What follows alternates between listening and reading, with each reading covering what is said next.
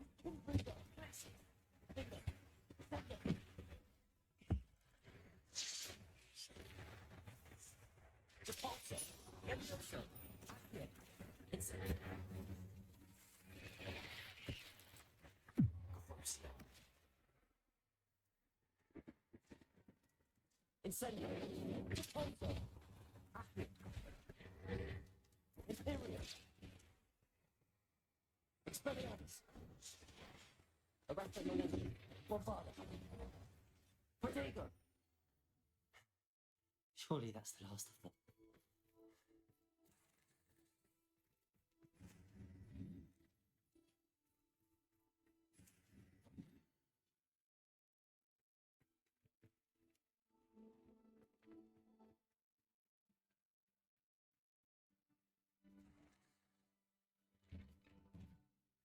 Oh no, this must be Mary. If Mary was breeding these things in her cellar, that means there are more underground. I'll need to destroy every last spider in that cellar if this is to end.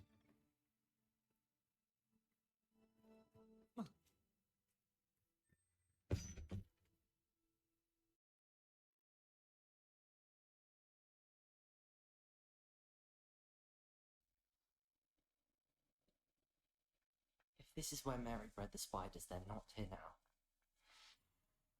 A ladder. Not sure I want to know where this leads. I'd best be ready for whatever I may find down there.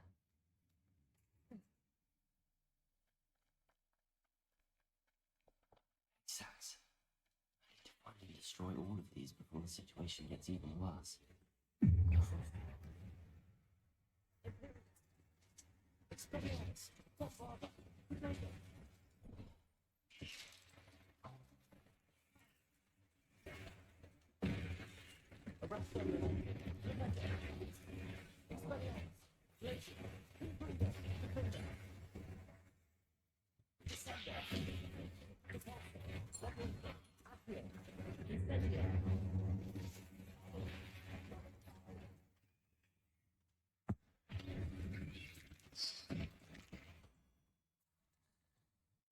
Ugh. Shame you're so foul.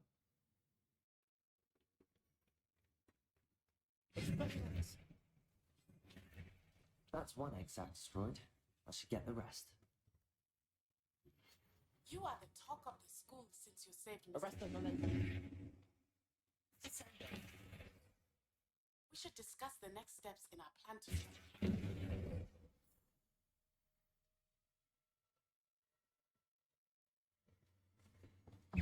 Incendio!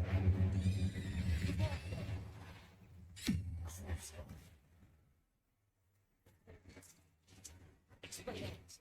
Arrest them! Bombard!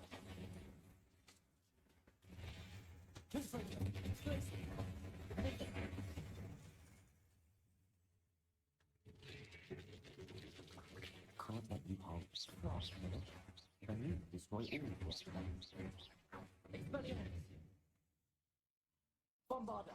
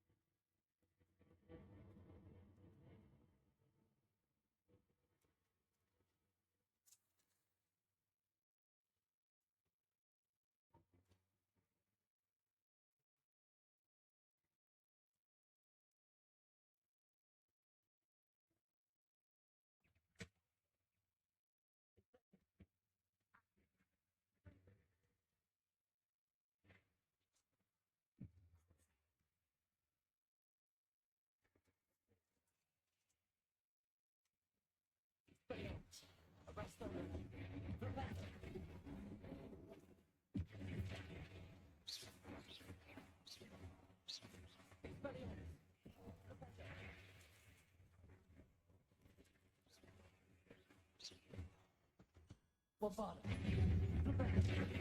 Arrest them. Expelliarmus.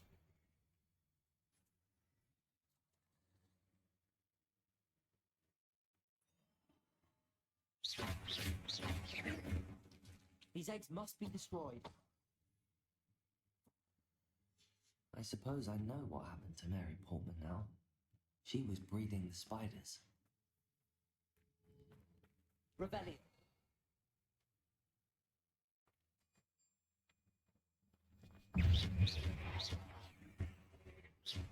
Expelliarmus. Arrest them.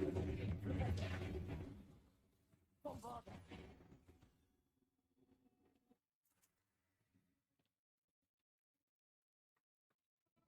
Oh. Oh. That's the last of the spider sacks. I think that's the last.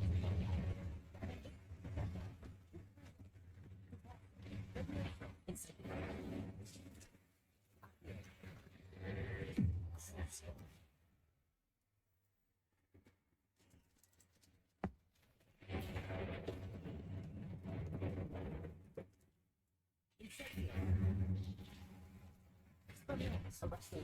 Bombard them.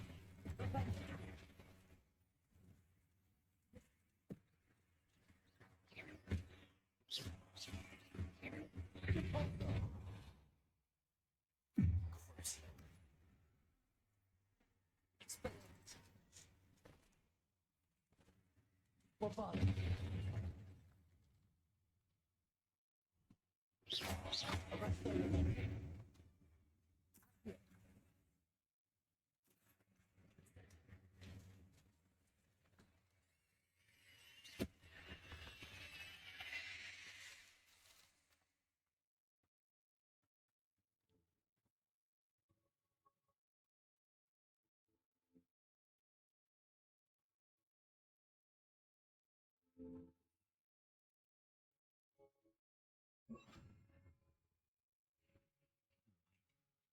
That's the last one. She's angry.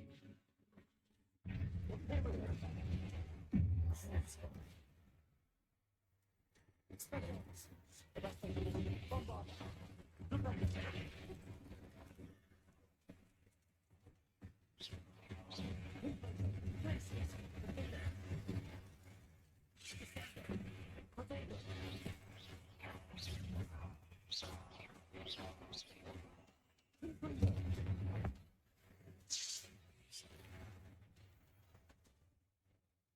I'll be having nightmares for the rest of my life after that.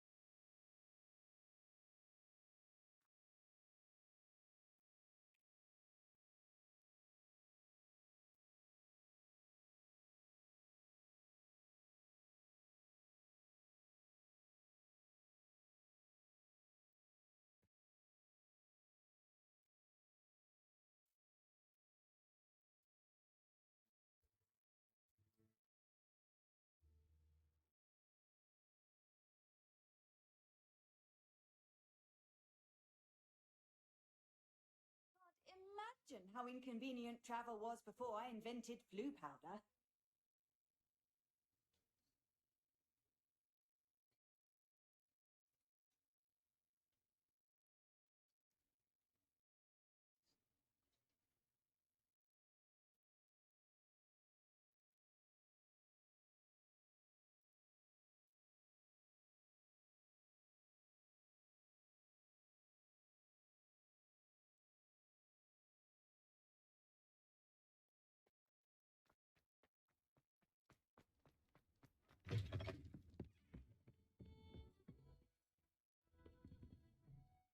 Mr. Dunn. I have some news. Thank Merlin. About my sweet friend Mary. So sorry, Mr. Dunn. She was an innocent victim. Poor Mary. Fighting for the Hamlet to the bitter end, no doubt. A noble sacrifice. She truly was a remarkable woman. Remarkable. She didn't deserve this. Few do. I am sorry about your friend. But you'll be relieved to know that I cleared out the spiders. It's safe to return now. You? You cleared out the spiders? I can't believe it. But I'm certainly relieved. I imagine the first order of business will be to help the Hamlet rebuild. I suppose I have nothing to fear from dead spiders. Even so, you'll want to prepare yourself. The place needs something of clean-up. Thank you again for all you've done. I shall keep you apprised of the Hamlet's rebuilding. Glad I could be of help, and I look forward to visiting your shop the next time I'm in Arranshire. The dearly departed Mary.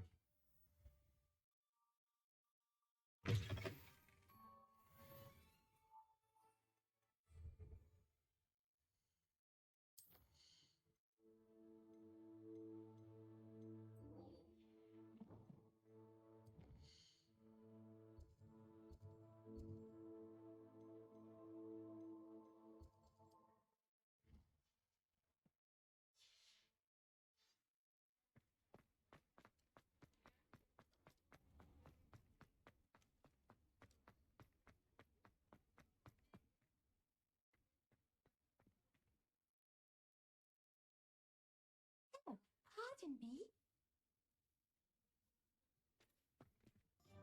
Hello there. Was there something you needed?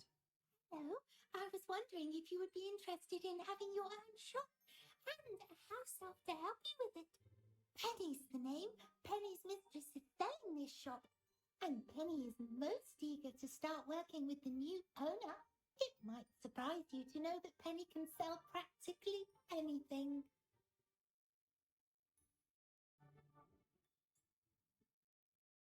Oh, it would be wonderful to have a place to sell things and someone to help me.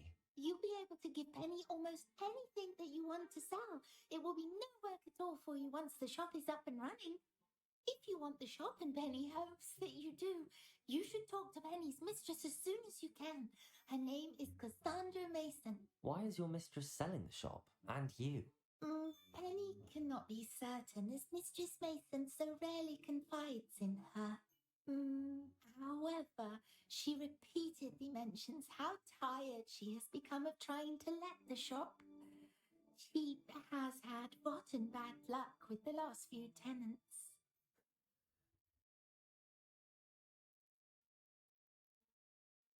Are you all right? Are you holding your breath? Penny's fine. Sometimes Penny simply needs to remind herself to stop talking. What kind of things would I be able to sell in the shop? All kinds. Anything from essence of Disney to Mooncalfer. If a buyer exists for something, then Penny can sell it and get the best price. Just ask Mistress Mason.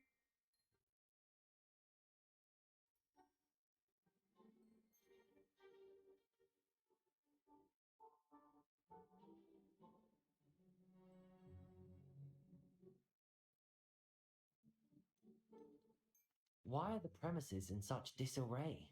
Oh, the previous tenants were not able to manage very well. They seem to have given up rather quickly.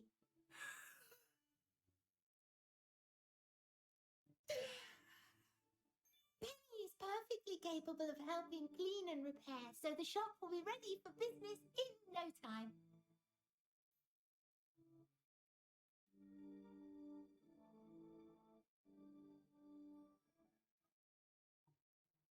How is it you're so good at selling? Seems unusual for a house elf. Oh, before he died, Penny's previous owner, Master Mason, trusted her to do all sorts of things to help him with his shop. Penny supposes it is a bit unusual for a house elf to possess such skill. But Master Mason commanded it, and Penny was happy to oblige. Master Mason was a wonderful master.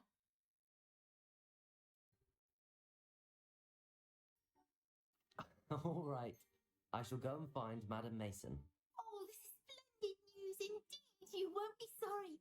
You can find Mistress Mason at her home on the north edge of the village. Penny does hope she gets to work with you.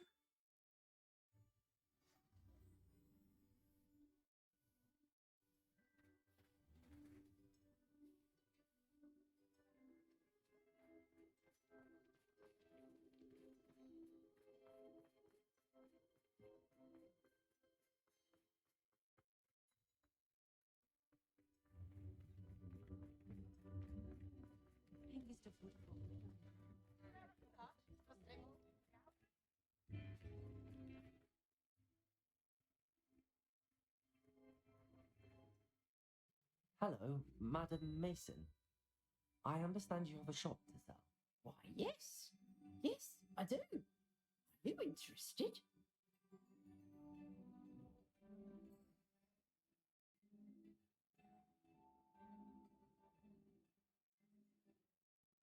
Perhaps.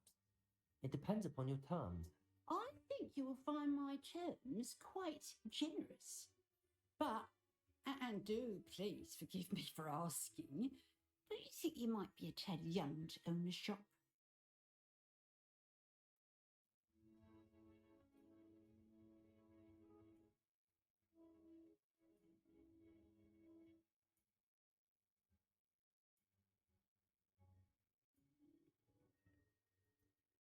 I am quite capable of owning a shop, I can assure you. I should think you'd be happy to have a buyer. Well, I reckon you have the confidence needed for such a venture. And of course you'll have Penny to help you. That elf could sell tea to a troll. I assume she told you she comes with the place. She did indeed. I like you. Tell you what, I shall sell you the space for an exceedingly fair price. I think you might just be shrewd enough to make a go of it. An exceedingly fair price for a shop and an elf. What's the catch? Ah, you are wise to be wary in business dealings. No catch, really. I simply ask that you allow me to do you the favour of buying the shop back, at a discount, of course, should your efforts fail. The last thing we need here in Hogsmeade is for one bad apple to spoil the barrel, if you get my meaning. Yes, an unsuccessful shop would be bad for nearby businesses, I'd imagine. Quick one, you are. Do we have a deal? What precisely do you mean, should my efforts fail? Honestly, I only mean that if for some reason you're unable to keep the shop going, I could help you cut your losses. That's all. But, as you've implied, the odds of that happening are remote. The shop seems to be in an ideal location. Why has no one purchased it yet? It is indeed. But I've just decided to sell. I've grown weary of being a landlady. My late husband was the one with a passion for shopkeeping and business in general. You'd be wise to take advantage of this opportunity before the offers start rolling in. It looks to be rather a mess. Why haven't other tenants been able to make a go of it there? As you've no doubt considered, running a shop is not as simple as those less savvy might think. The new owner, however, will have something that previous tenants did not. The benefit of Penny's particular prowess. Her assistance will make all the difference, I should think, in both getting the shop ready for business and ensuring its success. It does sound intriguing, but I need to consider my finances first. I'll come and find you if I'm interested. Very well, but I won't be able to keep the shop available for too long. If you do want the shop, I'd advise you to return to me as soon as possible.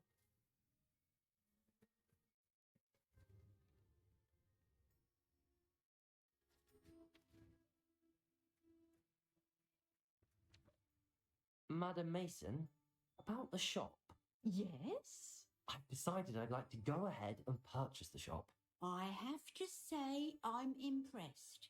You are a remarkably resourceful student. I am indeed. And brave. You won't be sorry. Give me the money and I shall get the paperwork filed immediately.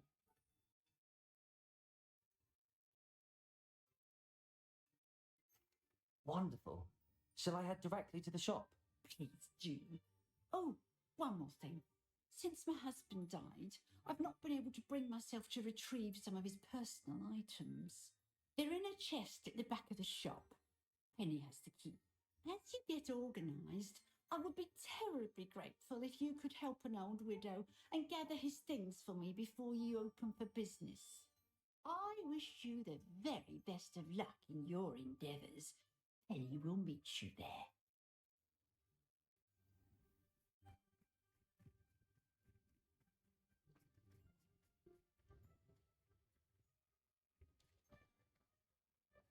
NJ. Well, hard work and good luck, though.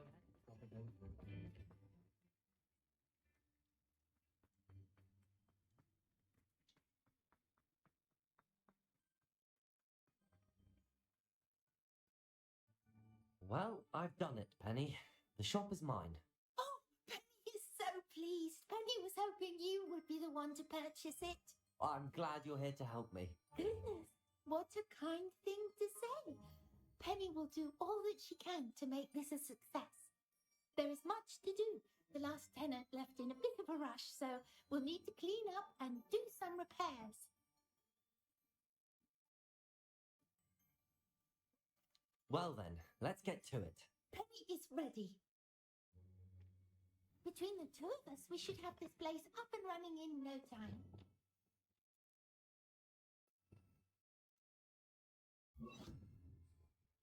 Repairer.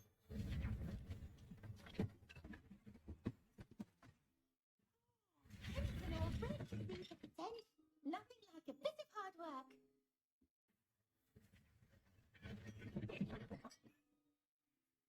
Mistress Mason wanted Penny to be sure and give you this key. It opens a chest in the back room of this shop. Oh yes, she mentioned it to me. It contains some of her late husband's belongings. He wonders if you should open the chest. Are you holding your breath again? Penny must get back to work now.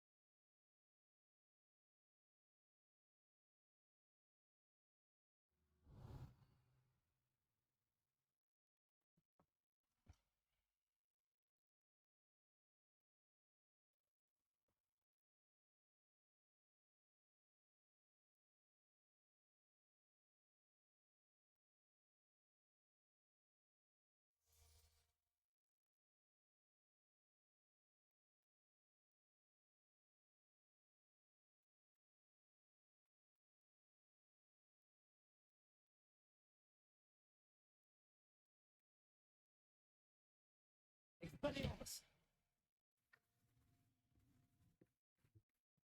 That's odd. Why would someone store one hat in here?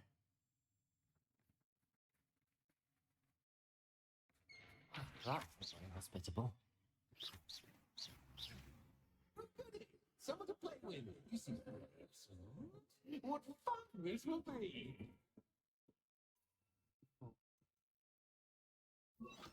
Lumos.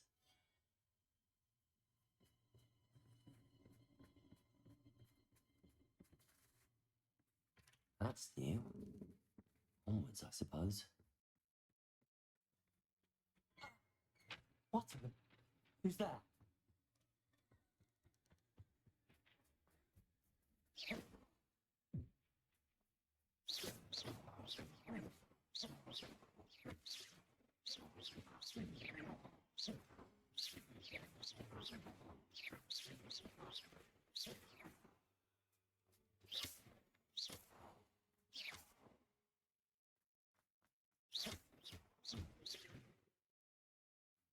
Revelio.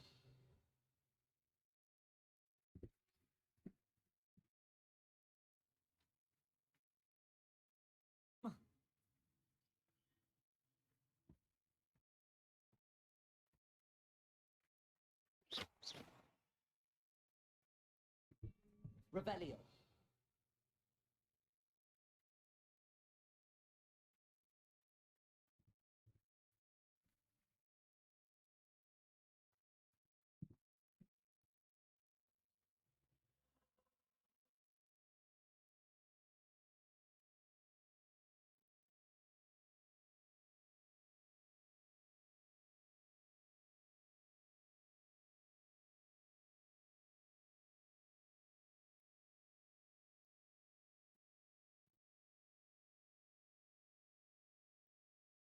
Lumos. Bats.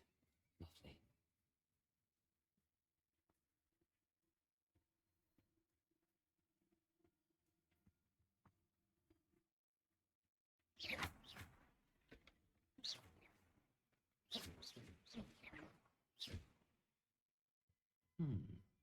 Seems as if I should hang something there.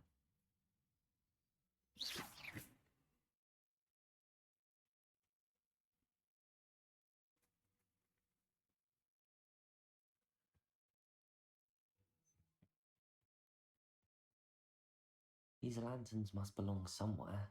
Lumos.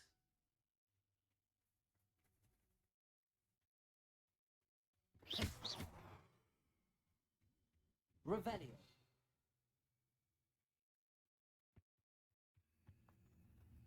Perhaps the lanterns are meant to be hung on the hands.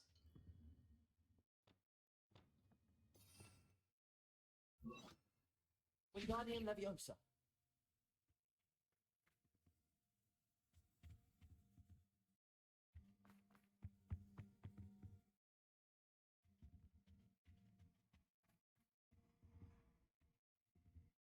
Revelio.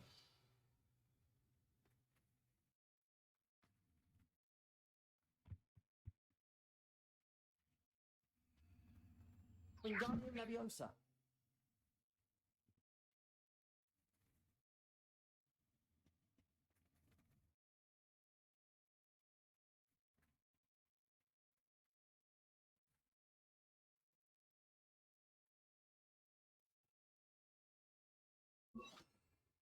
Lumos.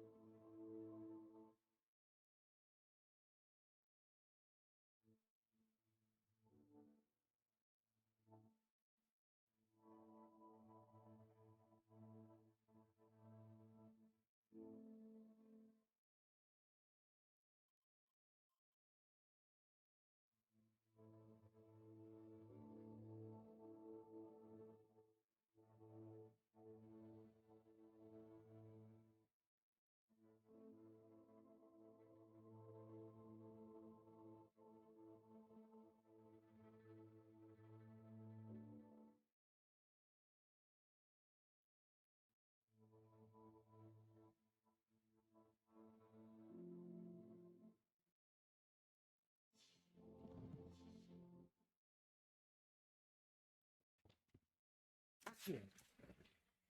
Wingardium Leviosa.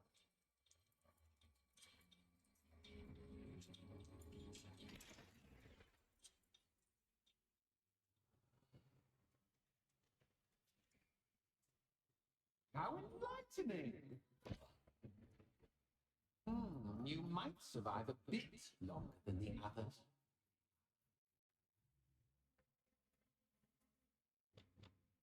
Lumos.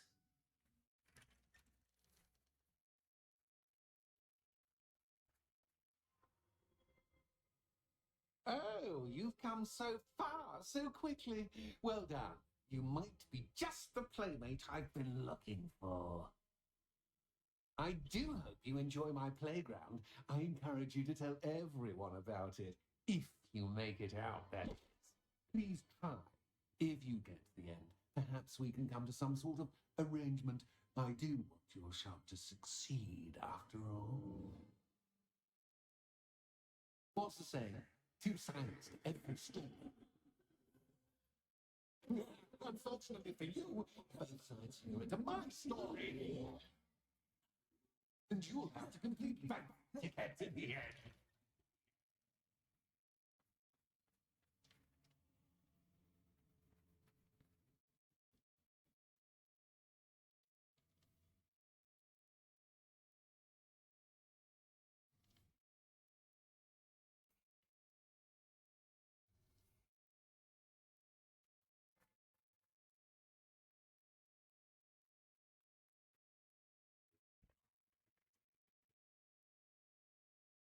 Ah, you've chosen the scholarly route. You'll need more than you've learned from books to best me.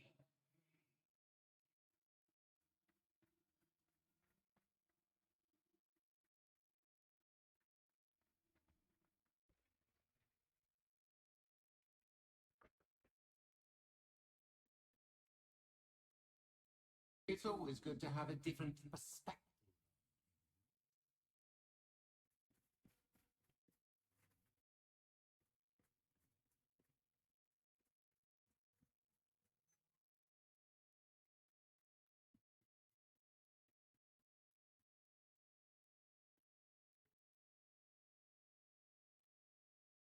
Here.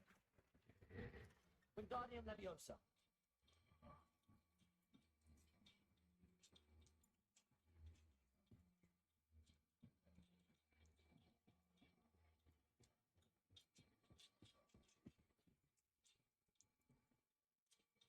So much fun to have.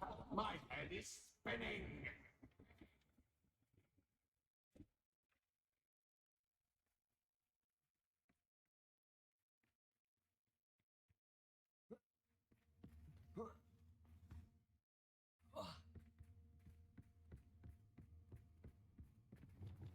Lumos.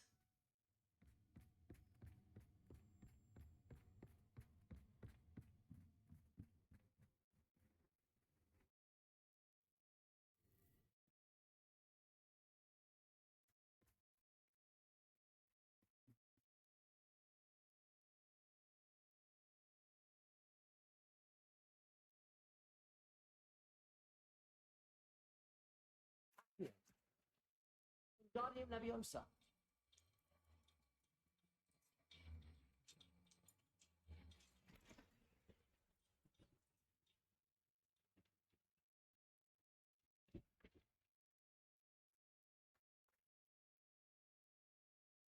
Revelio.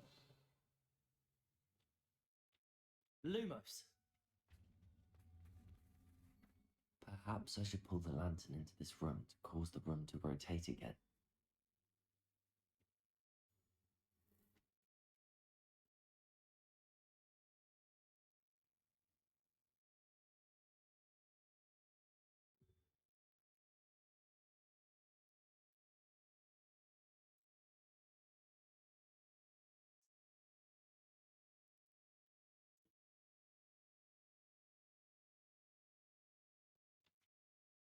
Here. Wingardium Leviosa.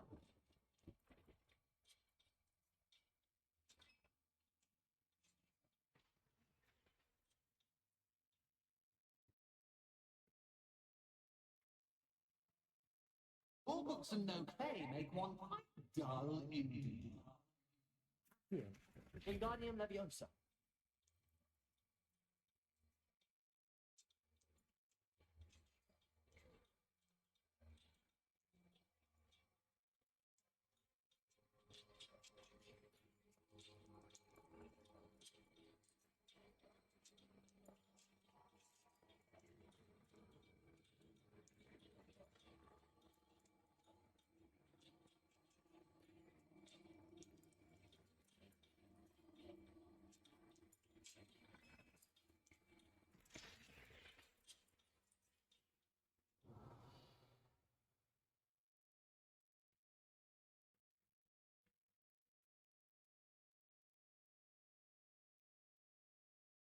I wonder if I need to place lanterns to open these doors.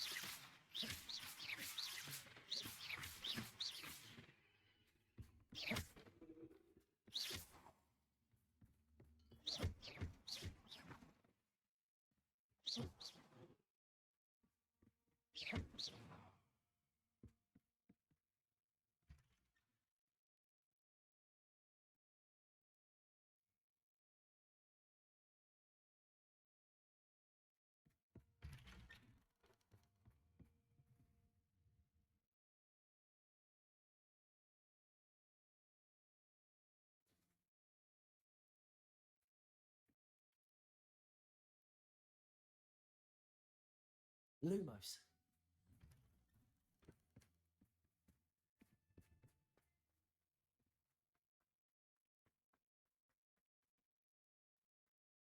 Oh, deja vu. What?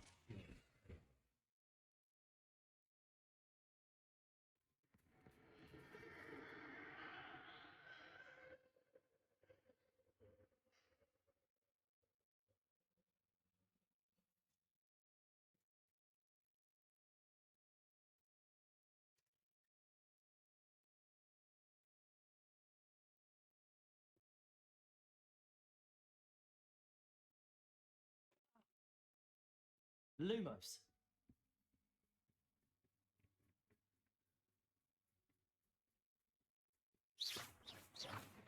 Lumos.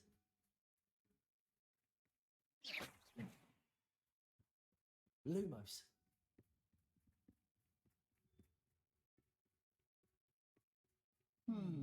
Running in circles, are we? Perhaps you should retrace your steps.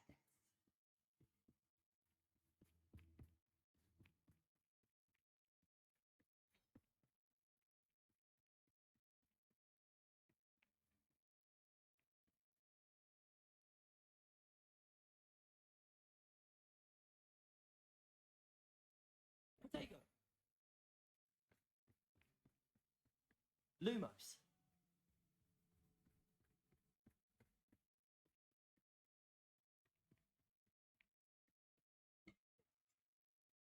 What was that?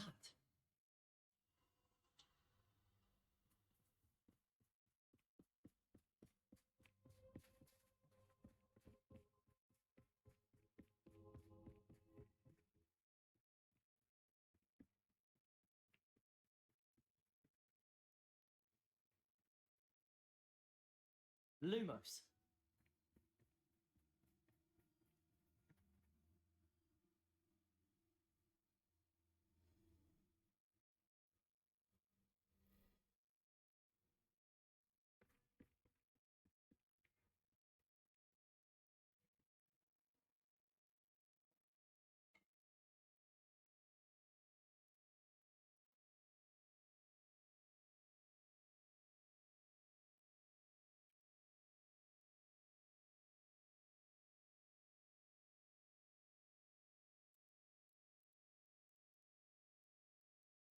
Nice of him to pluck. Lumos.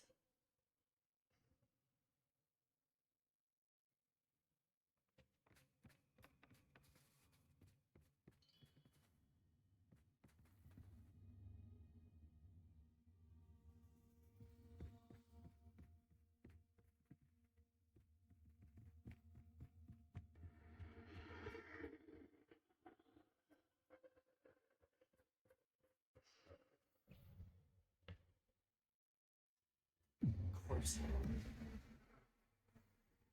Repulsor. Levioso. Accio. Incendio. Lumos. Expelliarmus. Arresto Momentum. Bombarda.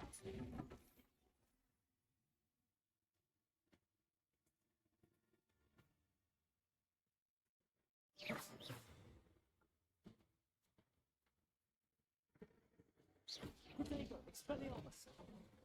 Arresto Momenti. Bombarda. Propello. Confringo. Brace.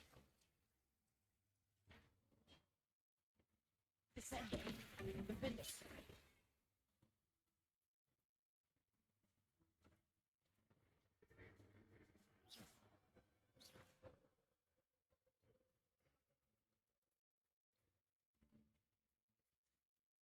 Revelio.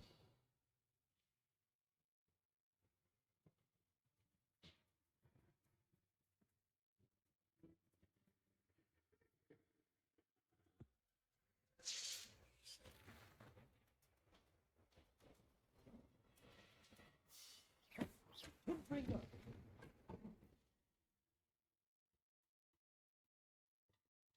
Lumos.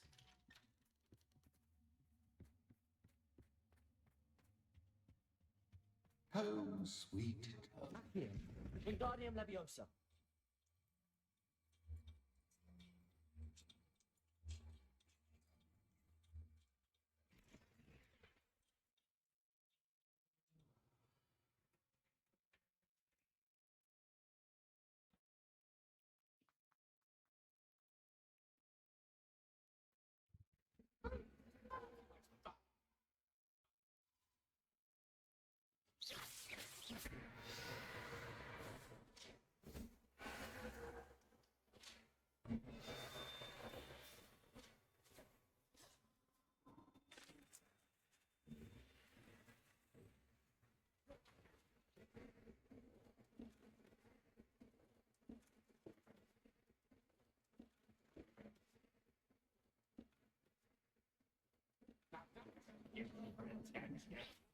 Well done.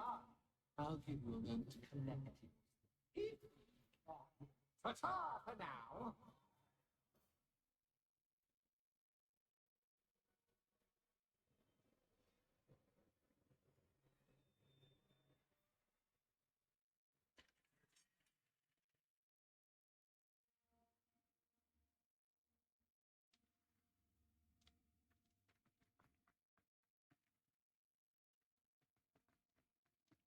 I simply adore this blooming place, don't you? You know, foliage, like most living things, won't survive for long.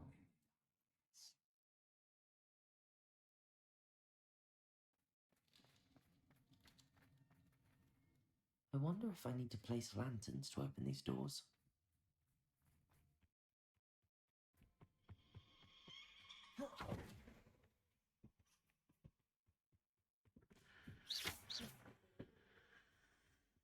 Incendio.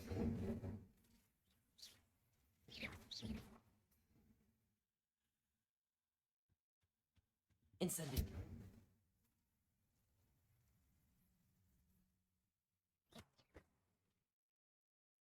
Oh, I'm afraid of the dark. Accio. Doesn't worry, Wingardium I can see Leviosa. you, but you can't see me. It should. I'd often speak, but I'm rearranging the furniture.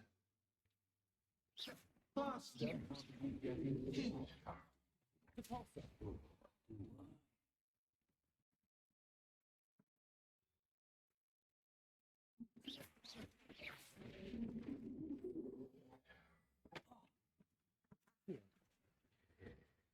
Wingardium Leviosa.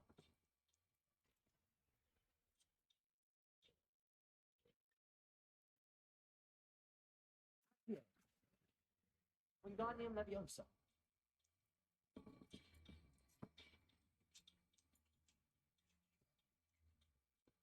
Oh.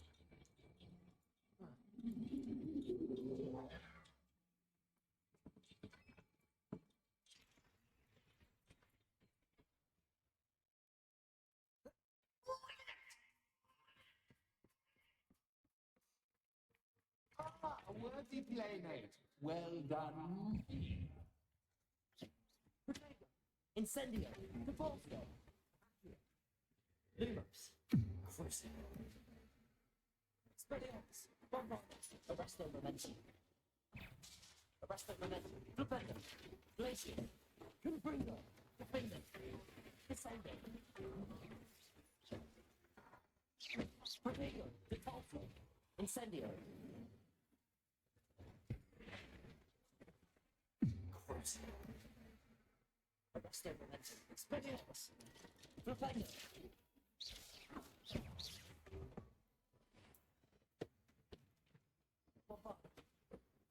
Defender. Protego. Expelliarmus.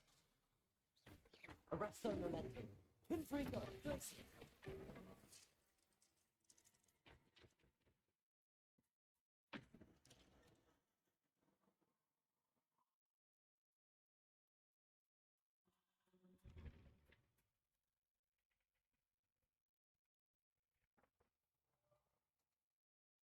Lumos.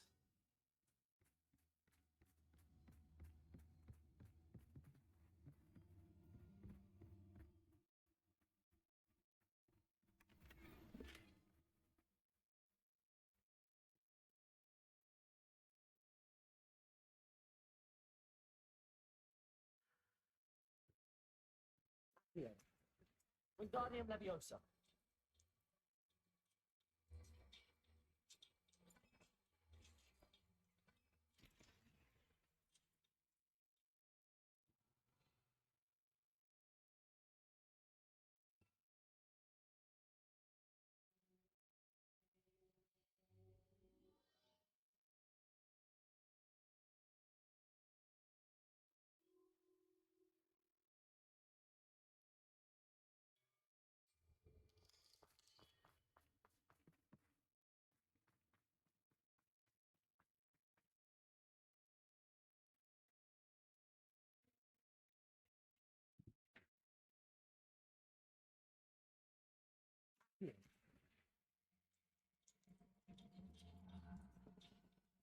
Wingardium Leviosa.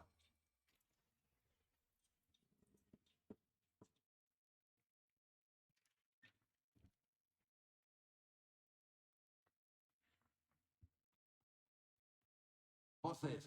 A game within a game? Ooh. Knight to H3. Nighty night. Rebellion.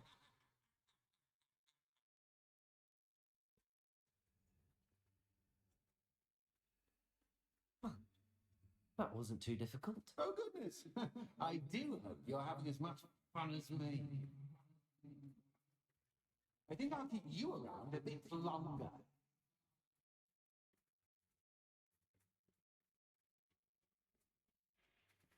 Accio. Wingardium Leviosa.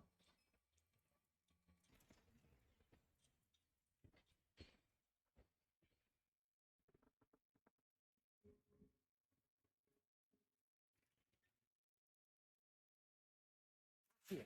Wingardium Leviosa.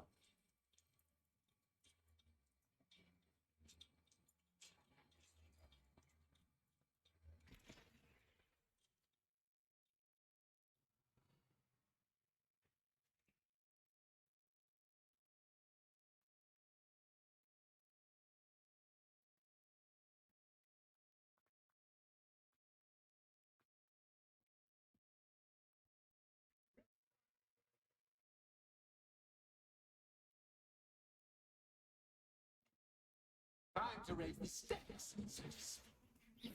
Where should I begin?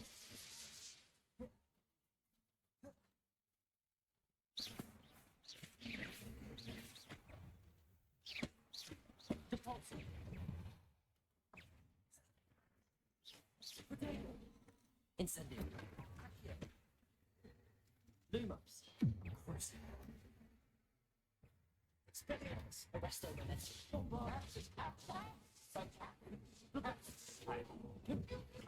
Glacius.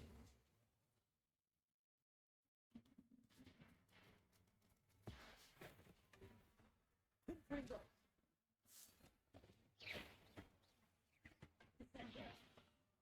Now that should get your attention. Well, this has been fun. Much to do, much to do. See you in a bit.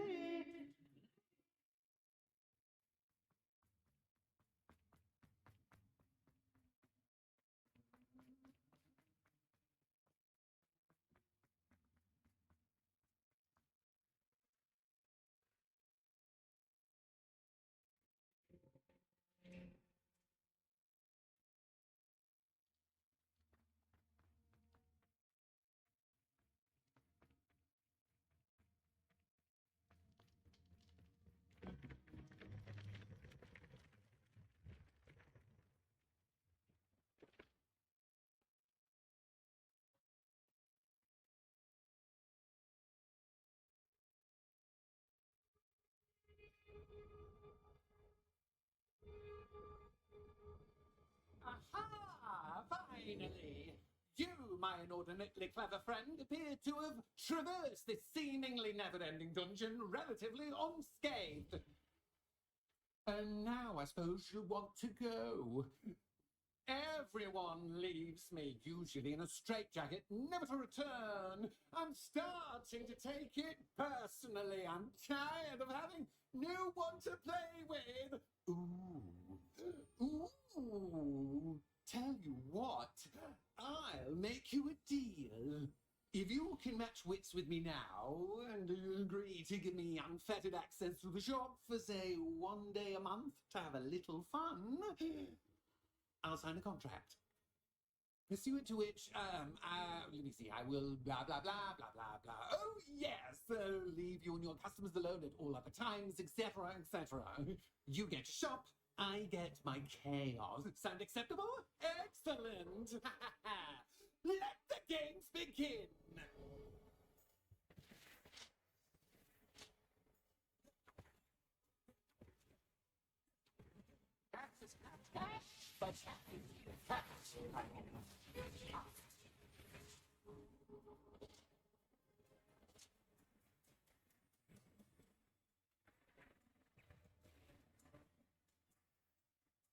Confringo, Glacier, Defender, Potato, Descender, Repulso, Leviosa, Incendio, Accio.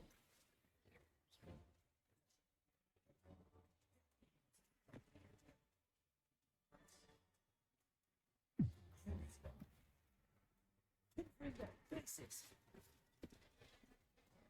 Defender, December, Repulso, Incendio.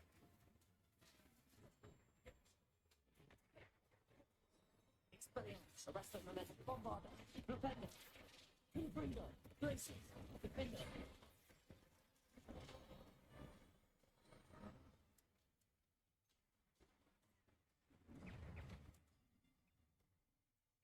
Confringo, Glacier. Potato. Defender. Defender. Bombarda. Arrested. Expelliarmus. Propenda. Confringo. Glaciers. Defender. Defender. Incendio. Luminous. Crucible. Imperial.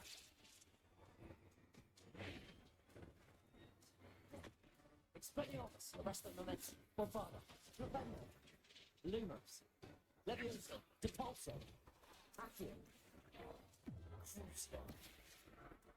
Expelliarmus, Propenda, Confringo, Glaciers, Defender, Descender. Just once, try seeing things from my point of view.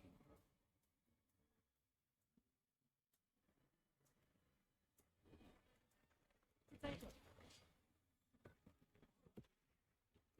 Repulso. Crucible. Defender. Expelliarmus. Arresto Momentum. Bombarda.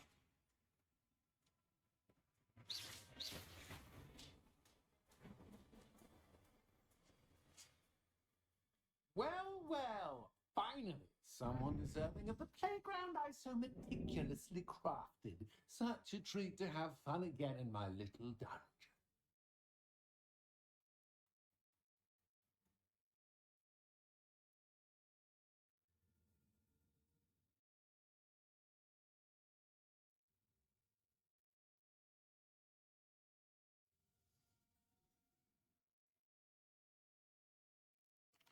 I must say, I enjoy a good challenge.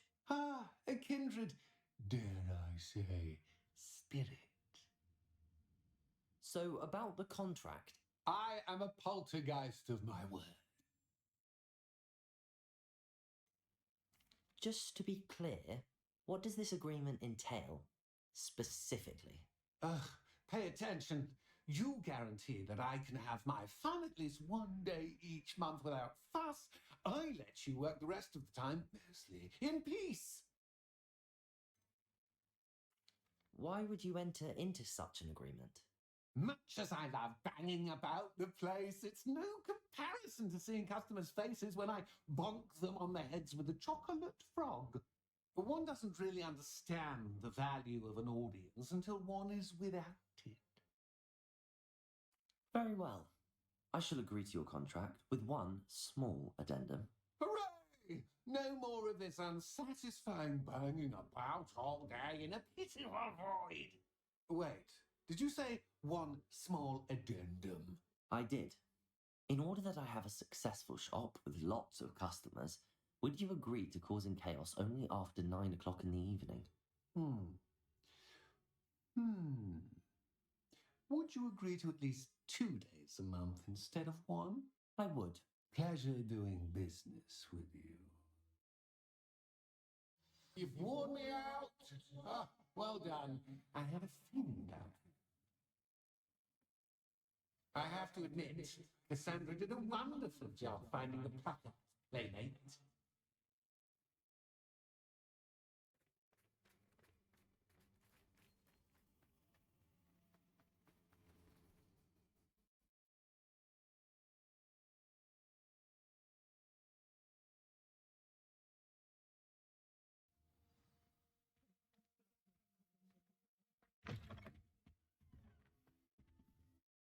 Hello, Penny. He's so glad you're back.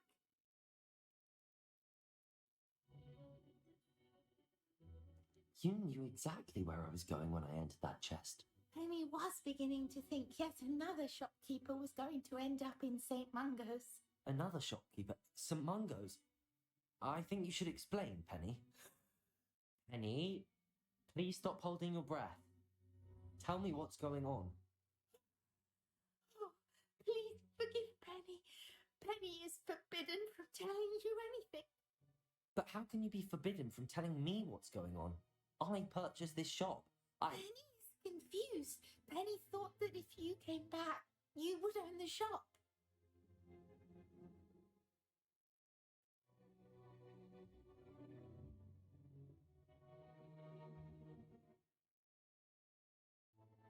Thank you, Penny. I think I'm going to need to talk to the authorities. Oh, Penny is certain that's a brilliant idea. Officer Single will know what to do. Penny will wait right here.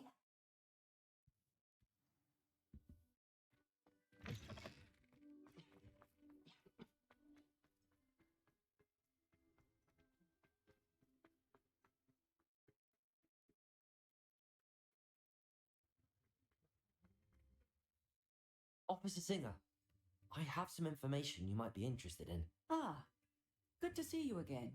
What can I do for you?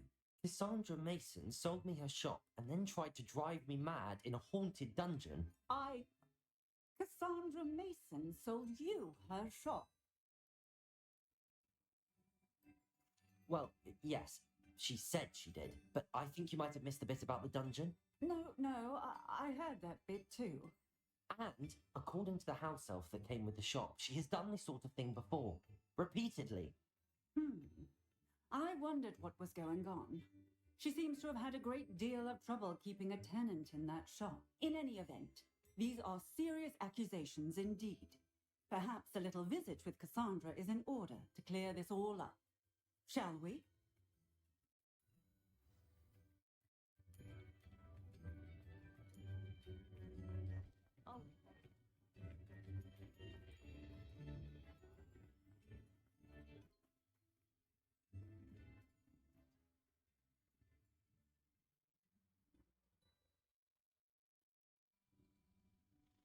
Oh, hello, Ruth. I see you've met my new tenant. Cassandra, it's my understanding that you sold your shop and your elf to this student. Now, they've been telling me some very interesting stories about your business practices. Perhaps you should come with me.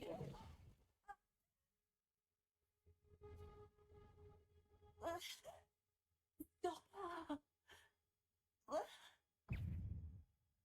Come, Frank! Accio. Incendio. Expelliarmus. Arresto Momento. Bombarda. Flipendo. Confringo. Glacius. Defendo. I should have known better than to do business with a wily student. Leviosa. Accio. Incendio. Expelliarmus. Arresto Momento. Bombarda. Flipendo. Confringo. Glacius. Defendo. Descendo. Caforzo. Leviosa. Accio. Incendio. Wounds. Expelliarmus. Arresto Momentum. Bombarda. What on earth are they teaching you at that school? Confringo. Glacius. Confringo. Glacius. Defender. I should have known better than to do business with a wily student. Arresto Momentum. Bombarda. Protego. Defender.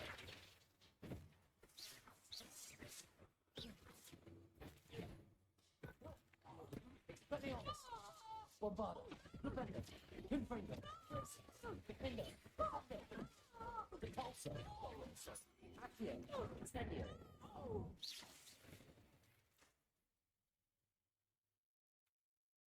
Ah, I'm disappointed in you, Cassandra.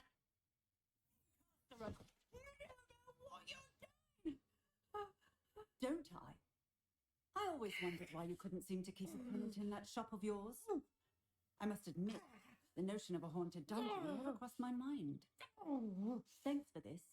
You can head back to the shop. Checking that house elf of yours, she's probably terrified.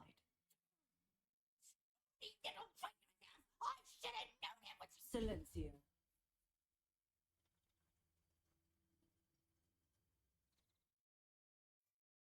Oh, and not to worry. Cassandra will immediately file the paperwork needed to grant you ownership of both the shop and the elf. On her way to Azkaban.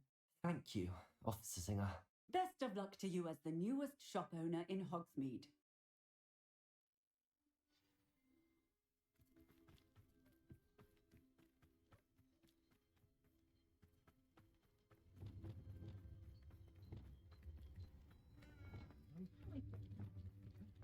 Sanctuaries have never had the chance for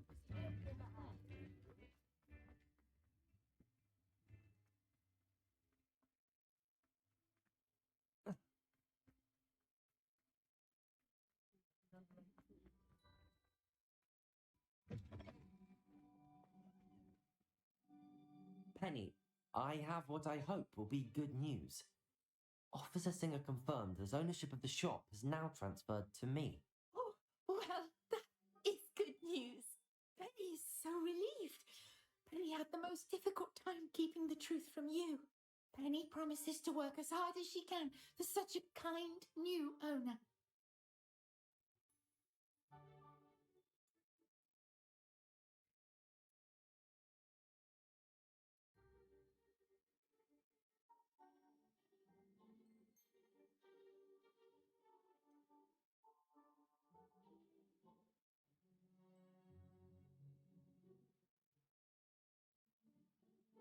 I look forward to working with you. All that's left is for you to choose a sign for your new shop, and Penny will take care of the rest.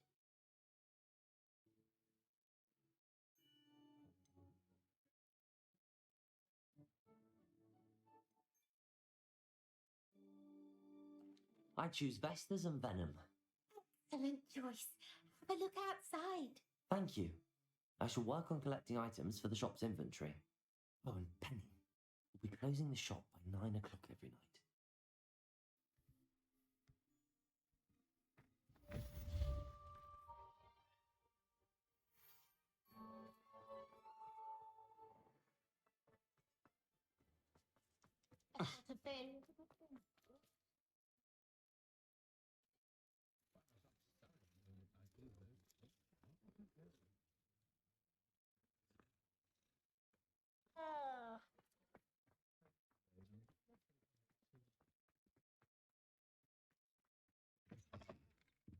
I was wondering when I'd see you again.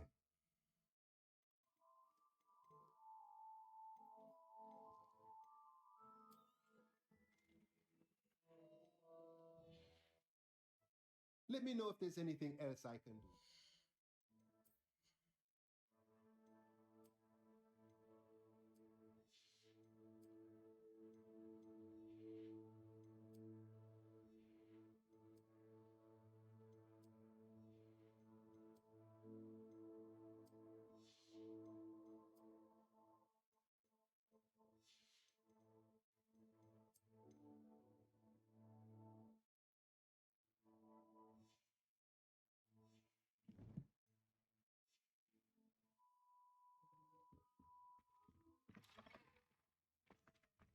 Might seem like harmless fun, but not when you've just had your hair done by Calliope.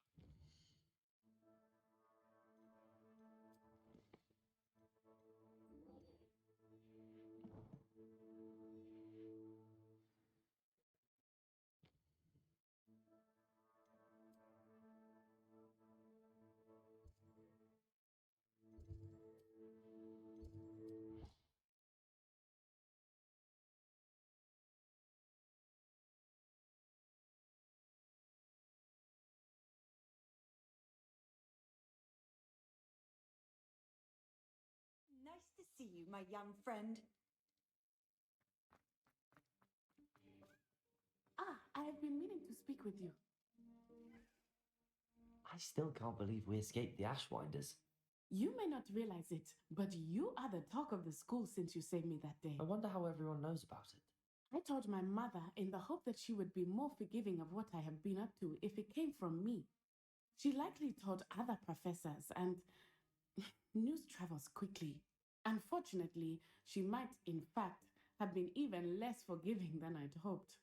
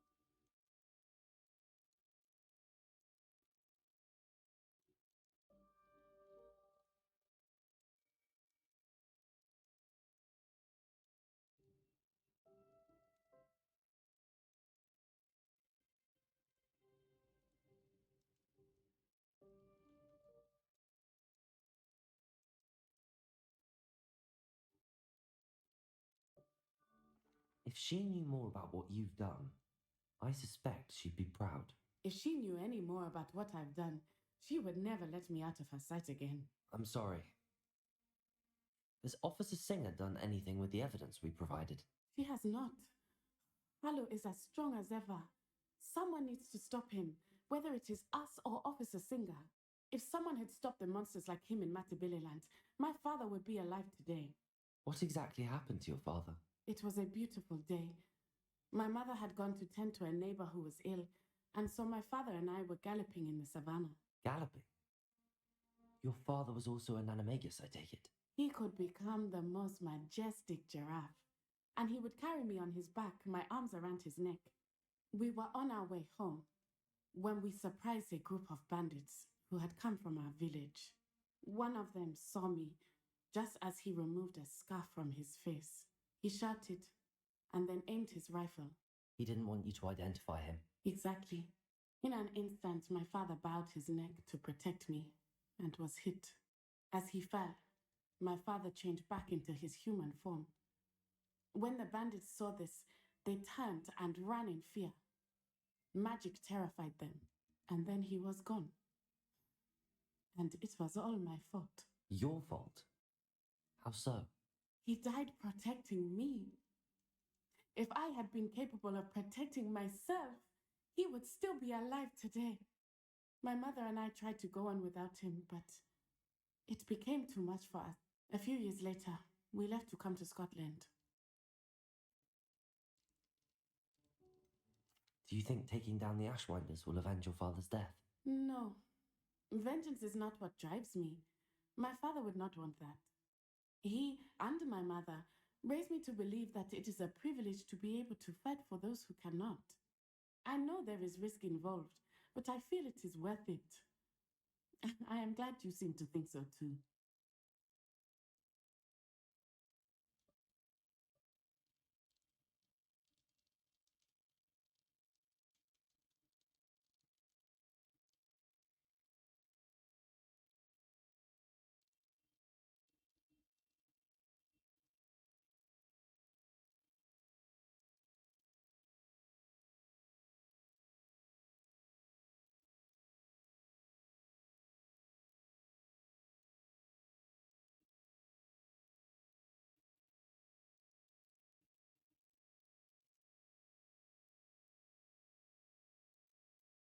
What does your mother think about all of this? Well, as you saw, she worries a great deal.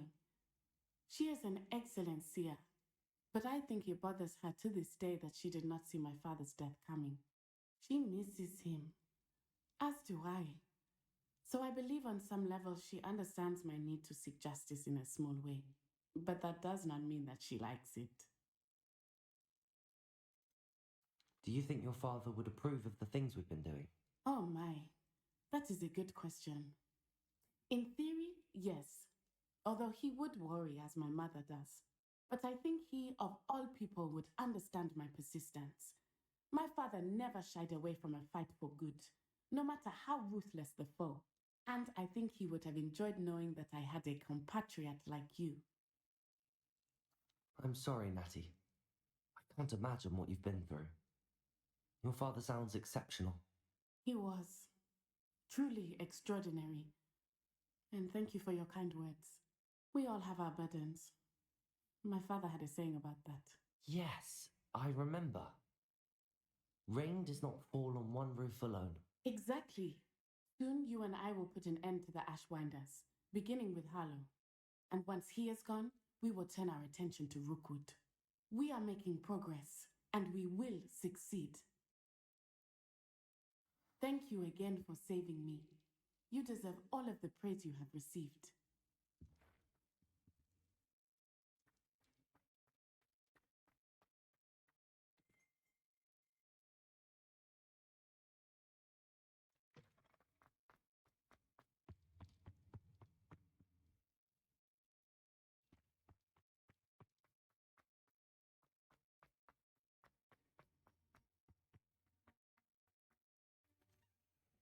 Yes.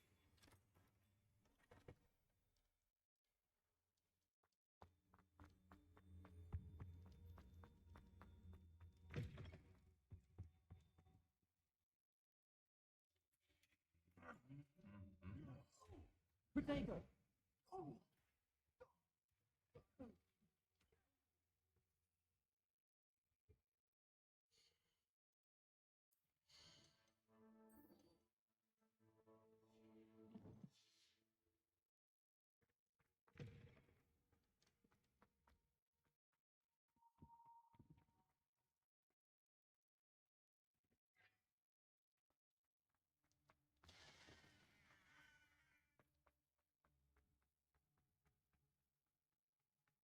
Off on another adventure, are we?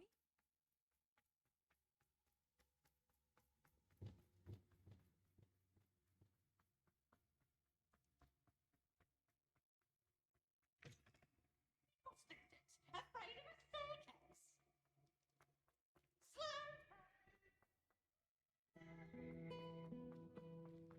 The Chudley cannons are going to be unbeatable.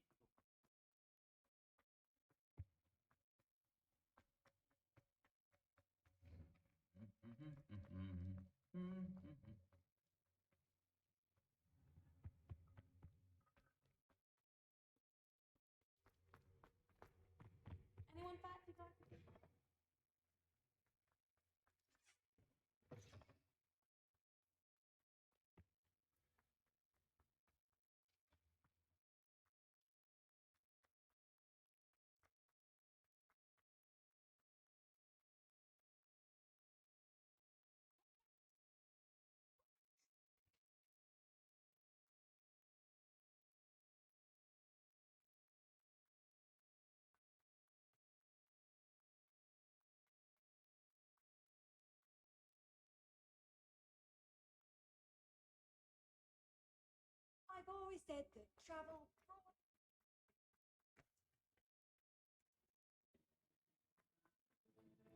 Welcome back. Hello, Professor. I have news. The goblins are looking for something. Another repository. They built drills to help with their search. Most troubling. Are these repositories like the broken container I found at Rookwood Castle? They are. I fear we have no time to lose. Have a look at the map. Fortunately, the next trial is fairly nearby. It's Hogwarts. As you know, I was headmistress in my time. My portrait hangs in the headmaster's office. In fact, I witnessed Professor Black learn of your arrival. And I'll confess that I wondered about you. Wait, is the next trial in the headmaster's office? It is. I had hoped that when the time came, the occupant of that office would be of help to. Unfortunately, this headmaster seems wildly unconcerned with anything but himself. You will need to access the office while he's away. I understand. Very well. I will find some way to get in. Good. I shall meet you in my portrait there. Until then.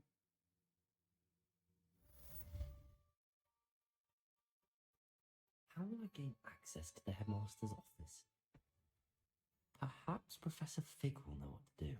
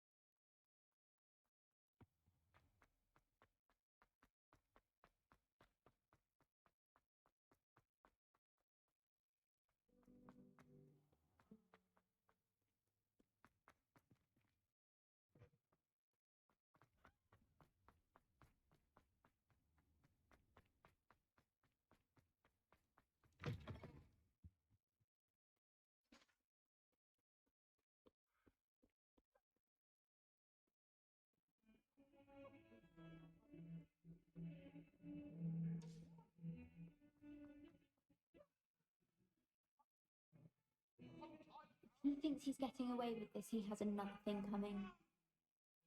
Pardon me, is everything all right? No, it's not. We only had 2 bells to go, but she just had to go and spoil things. I'm afraid I don't follow. Who spoiled things? Also, what bells? Professor Black ordered Mr. Moon to take down the bells in the bell tower. Said they were giving him a headache. Those bells are a part of Hogwarts. I wasn't about to let that happen. So I asked my friend Adelaide to help me put them back. We've always been a duo of sorts, Adelaide and Evangeline, Addie and Evie. Anyway, it was going swimmingly until Black started asking questions. Then she wasn't comfortable with our rule breaking. Now I'm stuck, unable to tell which bell goes where. Is it really that important that the bells go back up? Is it really that important? They're part of the school's history. Those bells likely told a young Merlin that he was running late to Charms, or called Ignatia Wildsmith to dinner. We can't simply fiddle with history. We're meant to be its stewards. It's certainly an odd decree, even for Black, taking down the bells for a headache. I agree. I thought it might also have been that they interrupted his hourly naps. That's all he does in his office, you know. But then I heard. Can you keep a secret? I can. I heard from Alice, who heard from Ollie, who heard from Eugenia, that it's because the bells reminded him of his wedding day. Breaks out in a sweat every hour on the hour. But mum's the word. If only 2 bells are left, isn't it fairly easy to tell which goes where? Easy for you, perhaps. I happen to be tone deaf. Mother likes to say I couldn't carry a tune if it hopped on my back like a chocolate frog. No point putting them back in if they don't sound just as they did before, for the sake of historical accuracy. Perhaps I could help put the bells back up. Really? Oh, that would be wonderful. The bells are in the bell tower just above the music room. You're certainly of more help than Adelaide. I imagine the bells are just inside in the bell tower.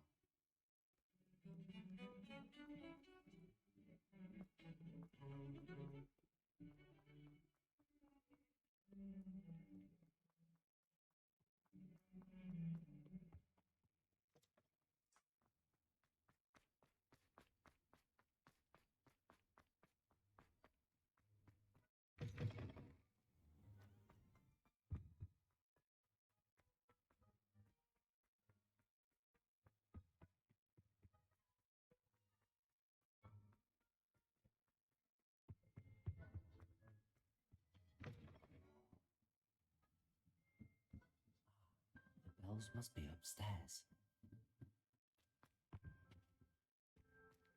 Hello, Hamora.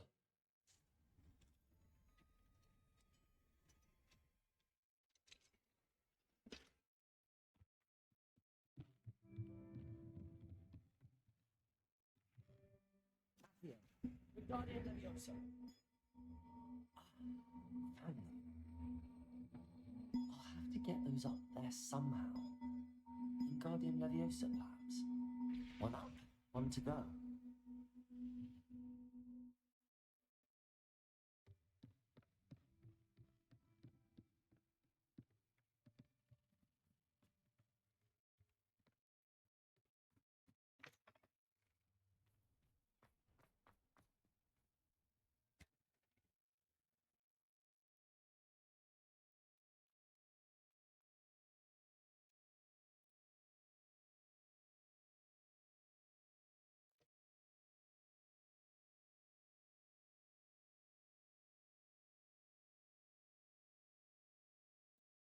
Revelio.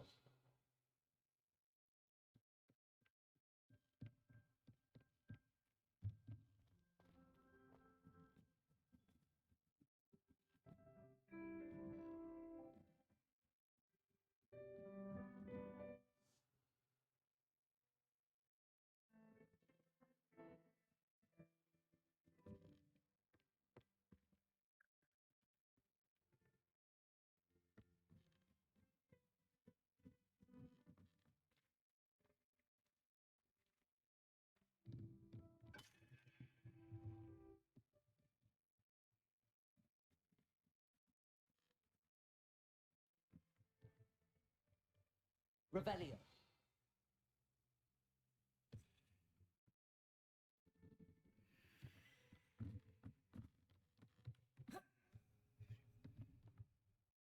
Accio. Guardian Leviosa.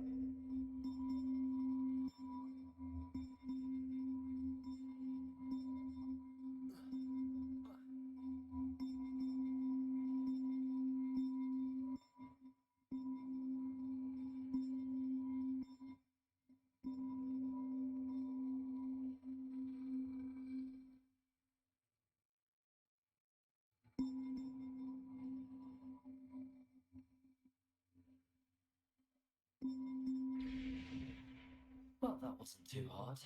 Evangeline should be pleased about this, even if Black isn't.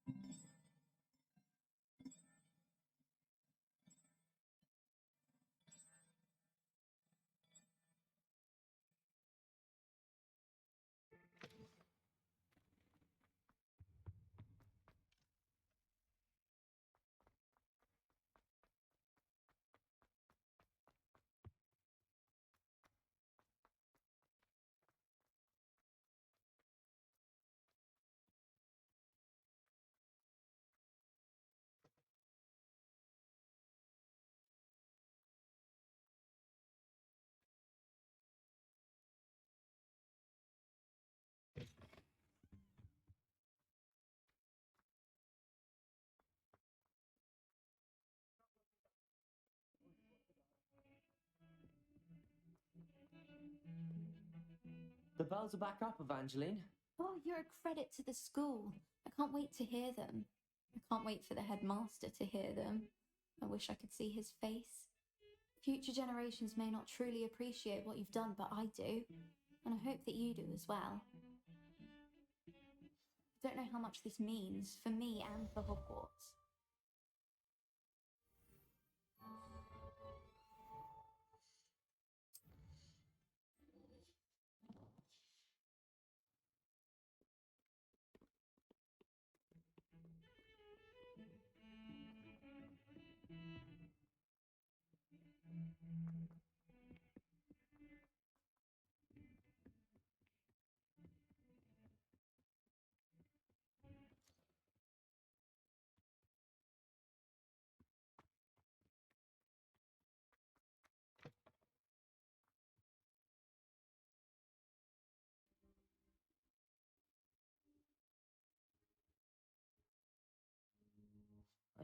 Professor Fig, the keepers have shown me where the next trial is. They changed? Lodgok and I have learned that the goblins are searching for another repository, like the one we saw at Rookwood Castle. And I discovered that they're building massive drills to help in their search. Professor Fitzgerald seemed very concerned. I see. Ranrock clearly knows even more than we suspected. And sir, there's something else. Lodgok knew Miriam. He knew Miriam? They encountered each other at Rookwood Castle. She was doing research. That's where she found the container with the port key. He liked her so much that he let her leave with it, despite orders from Ranrock. I don't know what to say. She could win over almost anyone. I want to hear more of this. And, in fact, I'd like to speak with Lodgok directly. But we've no time now. Where is the next trial? Believe it or not, it's in the headmaster's office. Incredible. Very well. You'll need the password to get past the stone gargoyle. The headmaster's house elf will know it. I don't know the headmaster's house elf. Will he even speak to me? I imagine he's loyal to the headmaster. He is. So you'll need a disguise. I have just the thing. A polyjuice potion. You'll look and sound like Professor Black. Wait, doesn't polyjuice potion require a bit of the person you want to change into? And take ages to brew? It does. So how do you already have polyjuice potion to change into Professor Black? One never knows when such a thing may come in handy. Let's just say I felt the need to be prepared for anything after my fruitless trip to the ministry on his behalf. Now, time is of the essence. Drink up and I shall explain more.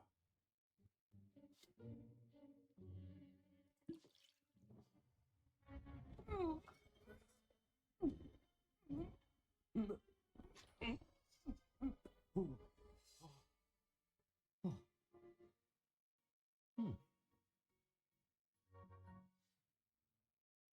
do you feel? Incredible. I won't forget that taste anytime soon. How do I sound? Convincing. I've taken the liberty of transfiguring your robe. As we discussed, you'll need the password from Scrope, who could be anywhere in the castle. You might look for Professor Kagawa. She's taken to badgering the poor elf about Quidditch in the hopes that he can convince Black to change his mind. Thus far, unsuccessfully. I see. But what if Professor Black sees me? Leave him to me. I shall tell him where to meet a liaison from the ministry in Hogsmeade. That should give you plenty of time. Thank you, Professor. I suppose we'll meet again in the map chamber.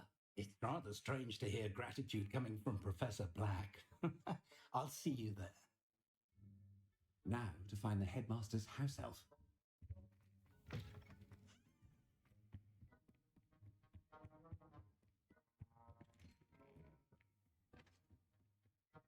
Do you have a moment, Professor? Professor, I was hoping to catch you. Places to be, Professor Sharp. Places to be. Of course, sir. Only, you'd asked me about a particular potion, and I did? I did, yes. Well, spit it out, Sharp. I don't have all day. Probably best not to discuss it here, sir. I assure you, Sharp, you may speak freely. Very well. I've brewed the cure for boils you wanted. I can drop it by your office when it's convenient. Of course, yes. No need for all the cloak and dagger. Simply have a student deliver it. A student. Very well, sir, if you insist. I do. And thank you, Sharp. I just hope you've brewed enough for all my boils. Now, to determine... When I witness what passes for magic in these halls, I simply mourn for the future of the wizarding world. I heard the headmaster approaching. Gareth. Mr. Weasley, what are you doing here? Don't you have somewhere to be? Oh, Professor. Yes, of course. Sorts of places I'd rather be right now. Do you need something from me? I'm looking for my house elf. Surely you've seen him? Ah, the little one-eared fellow. I saw him heading to the Great Hall moments ago, muttering on about your, sterling graces, sir. I am watching you, Mr. Weasley. Mr. Redding, who owns Honeydukes, tells me some of his billywig stings recently went missing. Prime potion ingredient. And I know you fancy yourself a skilled potioneer. What? Sir, I haven't been anywhere near Honeydukes. Ah, that's enough from you. Just know that I have eyes and ears everywhere. On your way, Mr. Weasley. Well, there's one for my diary.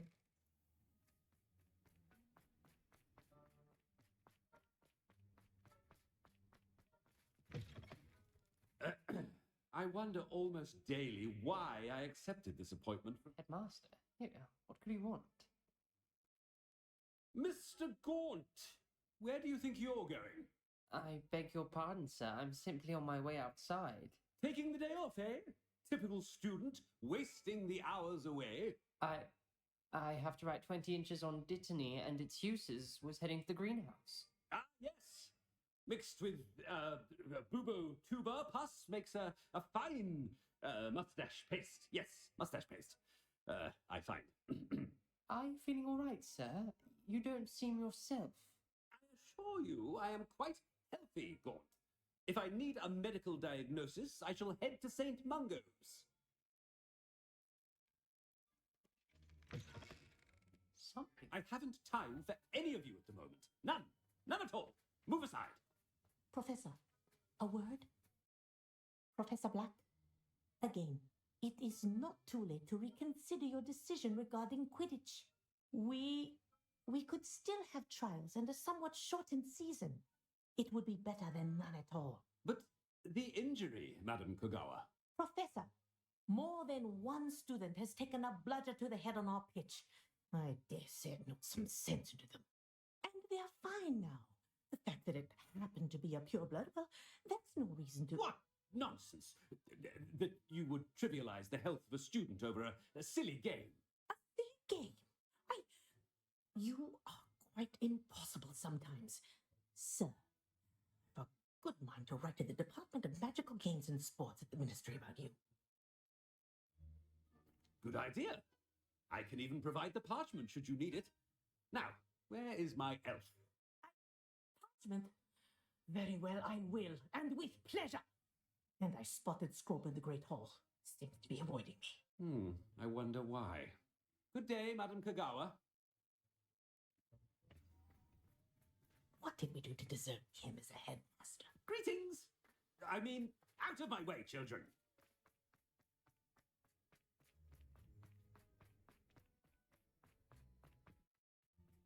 I hope it's not about anything I've been doing.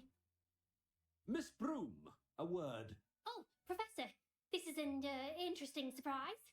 It's Bloom, by the way. Remind me of your area of affinity, Broom.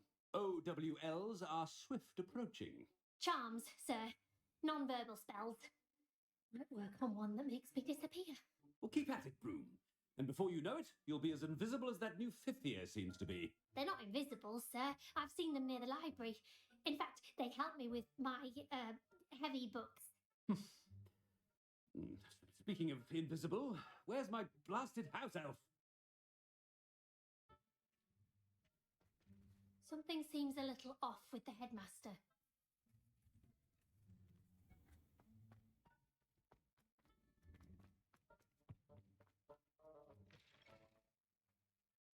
Has anyone seen my ivory-handled hand mirror? Of course you haven't. Professor, I need to speak to you. Hello, Professor Black. Ah, Professor Weasley. How delightful to see you. Sir? Since I have you here, I wonder if I might, speak with you about Professor Fig. Oh, very well. I've decided to give him a bit more, leeway with his time. Leeway, Professor?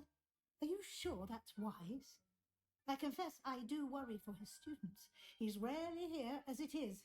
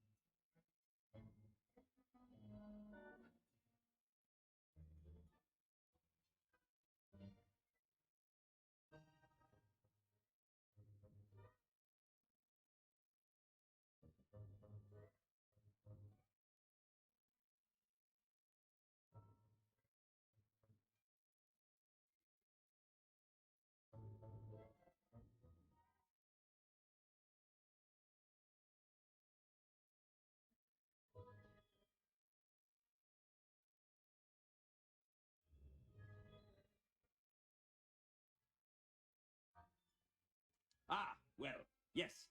He's handling some official ministry business for me. I see. But, sir, if I may, I am wary of how much time the new fifth year seems to be spending away from the castle, supposedly on Professor Fig's behalf. I've heard unsettling rumours of their escapades.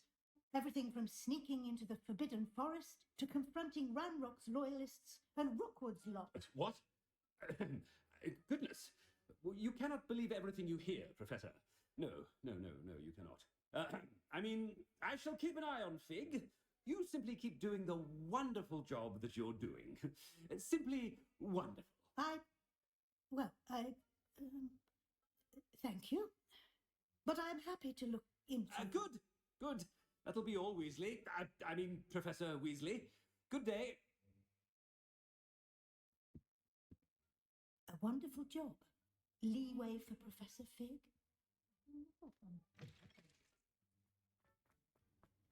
That ought to give Professor Fig some breathing room. Wait until Master sees what a wonderful job Scrope is doing. Scrope! Oh, greetings, Master. Remind me of the password to my office. Oh, but Master made Scrope swear never to tell anyone, even Master himself. How dare you question me? I've a mind to give you a matching set of ears. Yes, sir. Of course, sir. Scrope begs forgiveness. It is the Black family motto, Master. Right. Of course. Master does remember it. But certainly I remember. It's still stronger together, no? Master has made Scrope laugh. Of course I remember. It's the Black family reigns. Is Master giving Scrope a test? It's pure bloods forever, isn't it? Close, Master. Scrope thinks Master is indeed testing Scrope. It is always pure. Obviously. And, of course, as Master knows, in French. Yes, of course. I order you to pronounce it for me. Ah, but Master knows that Scrope's French is most pitiful. Oh, very well. Toujours pur. Ha! Thank you. Never speak of this conversation with me or anyone else. Of course, sir. Scrope shall try his best to keep out of Master's way. The polyjuice potion's wearing off. I best get out of sight.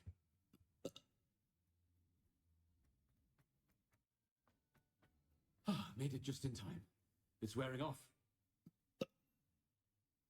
Fig was right. I believe it worked.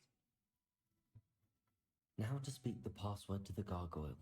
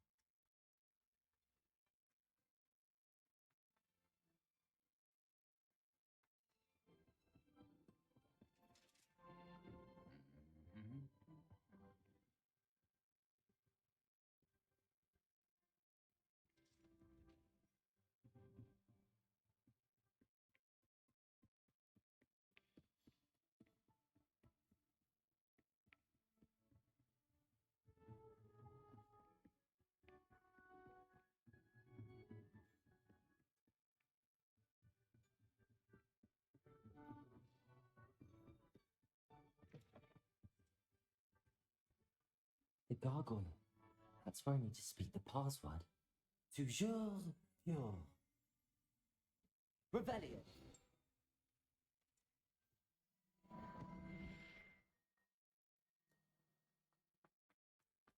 I wonder if all the elite wizarding families have a motto. It's good to see you. All thanks to Professor Fig's quick thinking. Now what?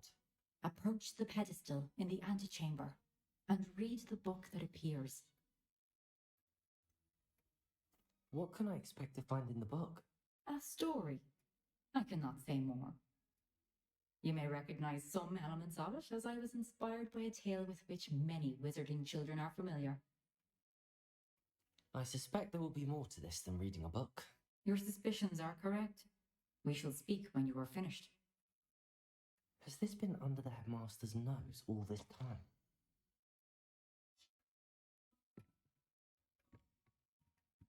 That must be the pedestal.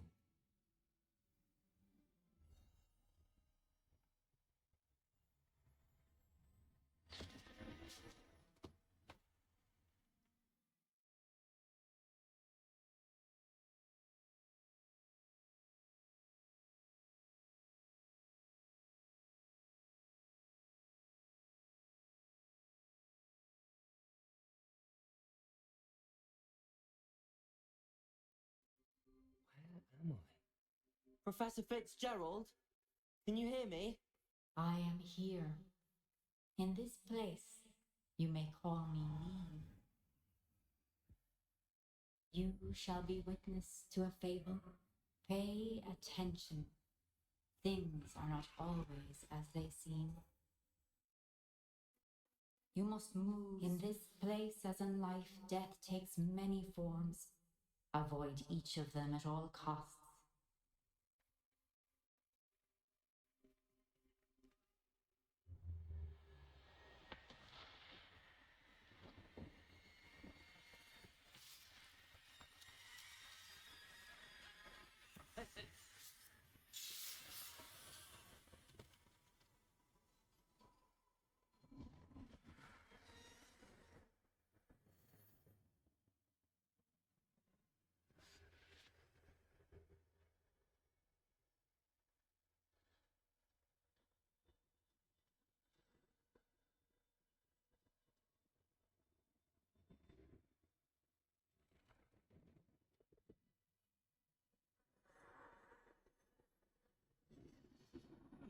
I should have run when I could. I'd be free by now. They're gone. For now. I need to get out of here. Where could Neve be? I need to time this just right.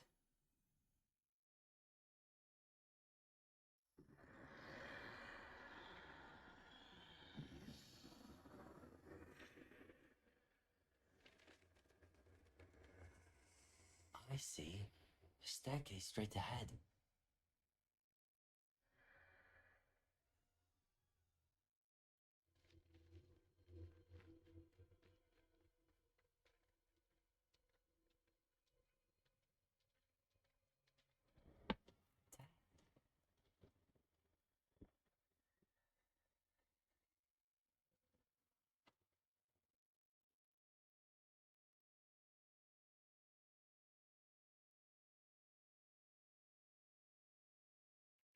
Ladder. Perhaps they won't be able to find me if I go up there.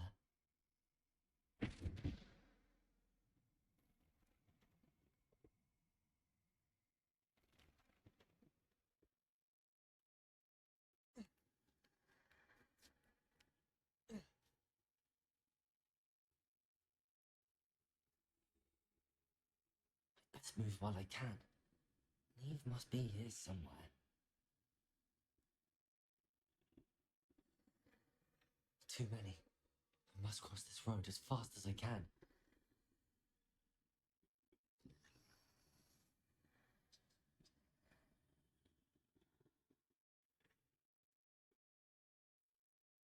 That's where I need to go, but I need to find a way past them.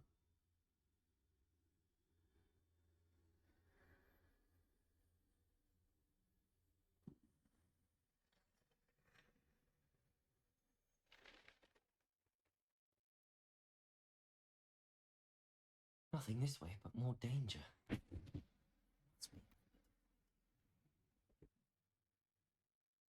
I need to turn back. There's no getting past them that way. Closed tight. No way but forward, I suppose.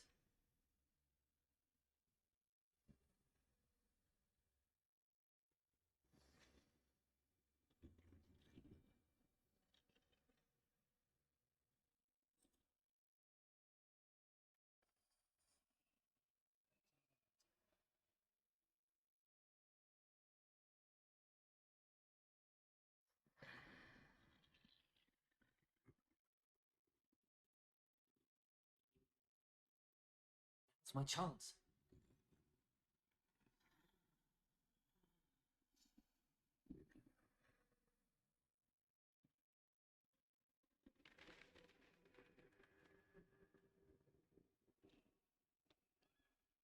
That's the way forward.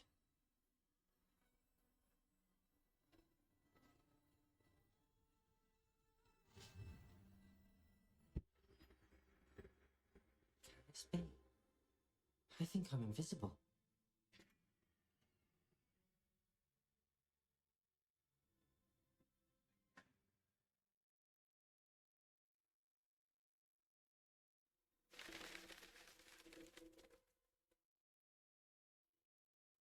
They can't see me at all. I can get closer to them.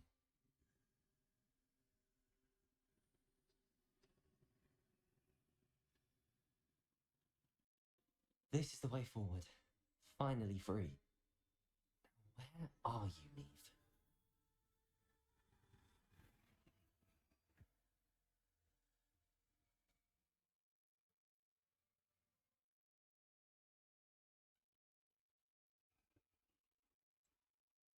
You have outrun death thus far, but have yet to find me. Keep searching, but this time you will be unable to hide. Wield the wand you see before you. Do not squander its extraordinary power.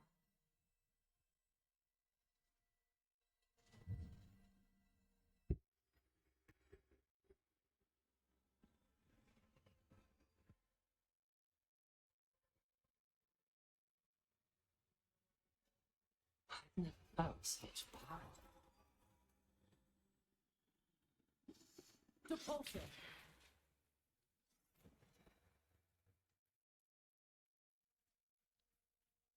Descender.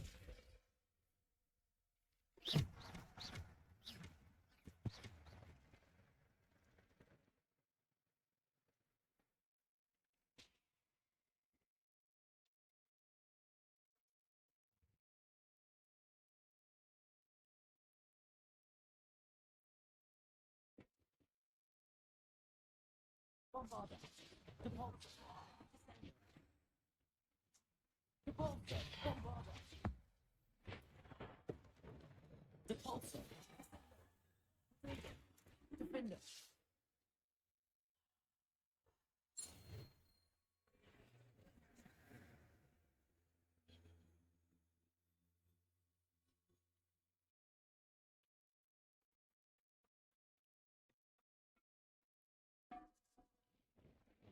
Bombarder. Depulsor. Descender. Defender. Depulsor. Potato. Descender. Depulsor. Defender. Descender. Bombarder. Depulsor. Bombarder. Depulsor. Defender. Bombarder. Descender. Depulsor. Potato. Bombarder. Descender. Defender. Bombarder. Depulsor. Descender. Bombarder.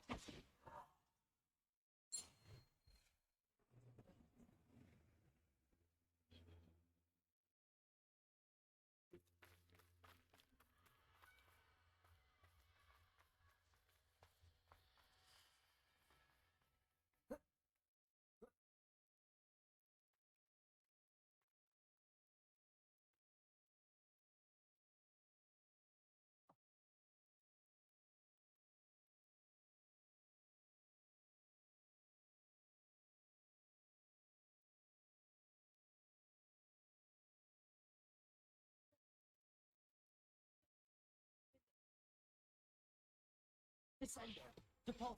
Bombarder. Defender. Potato. Bombarder. Depulsor. Descender.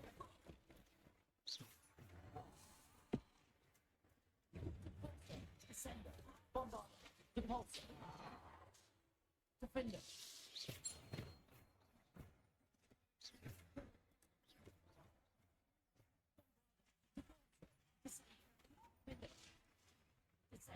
Bombarder. Bombarder.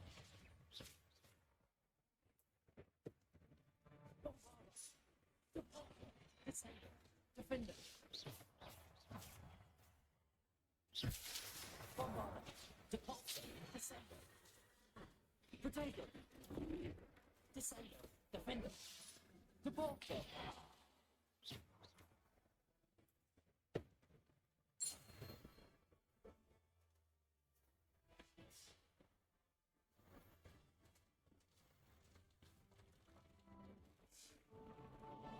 Bombarder. Potato. Descender. Defender. Bombarder. Depulsor. Descender. Defender. Bombarder. Depulsor. Descender. Defender. Bombarder. Potato. Depulsor. Descender. Defender. Bombarder. Depulsor. Descender. Defender. Bombarder. Depulsor. Descender. Descender. Defender.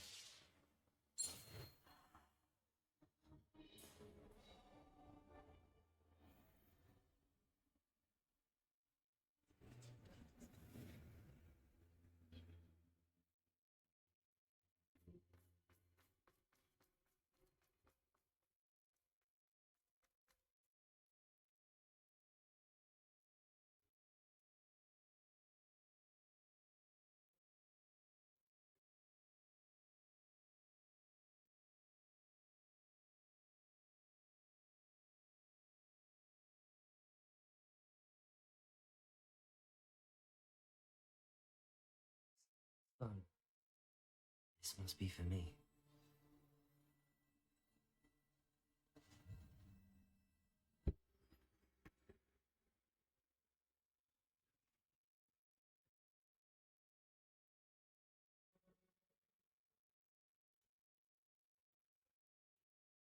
You are far from finished. Pass through the mourners ahead. Nothing is what it seems. I can't believe she's dead. Oh, poor Neve. I'm so young. Neve. We won't be the same without her.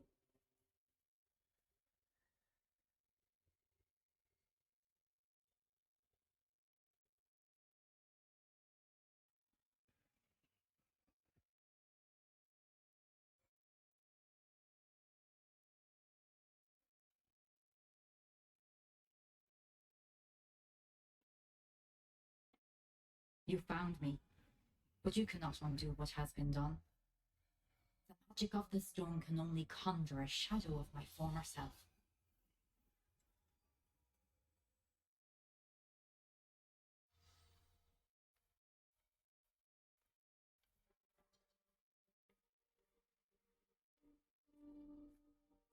But there is no light without shadow, as there is no shadow without light. Simply because you can eliminate darkness does not always mean that you should.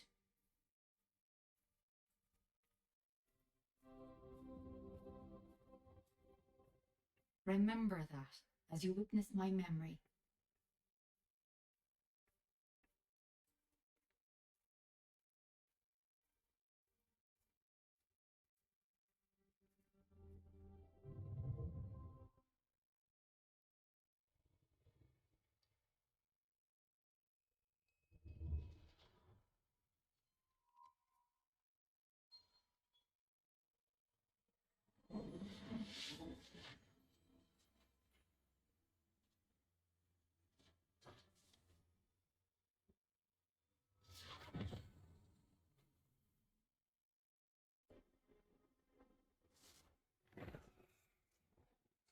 Isadora, what you did for your father was remarkable, wasn't it? And Percival needn't worry about the strands of emotion or the traces that this magic leaves. I found a way to contain all of it. You haven't stopped. Goblin Silver. You spoke to a goblin about this. Don't worry, he has no idea what we're containing. Don't know what effect any of this may have. The emotions, the dark traits. You sound like Percival.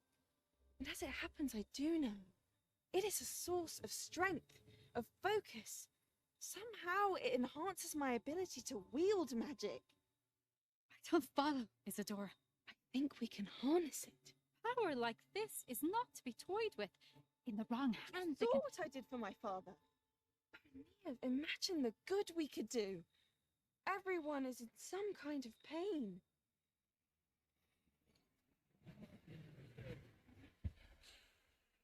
What are you doing?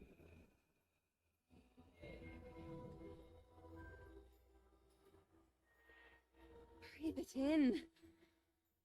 Can you feel it? Oh, Isadora. This must stop. All of it. You've kept this power to yourselves for so long because you fear it. I choose to embrace it.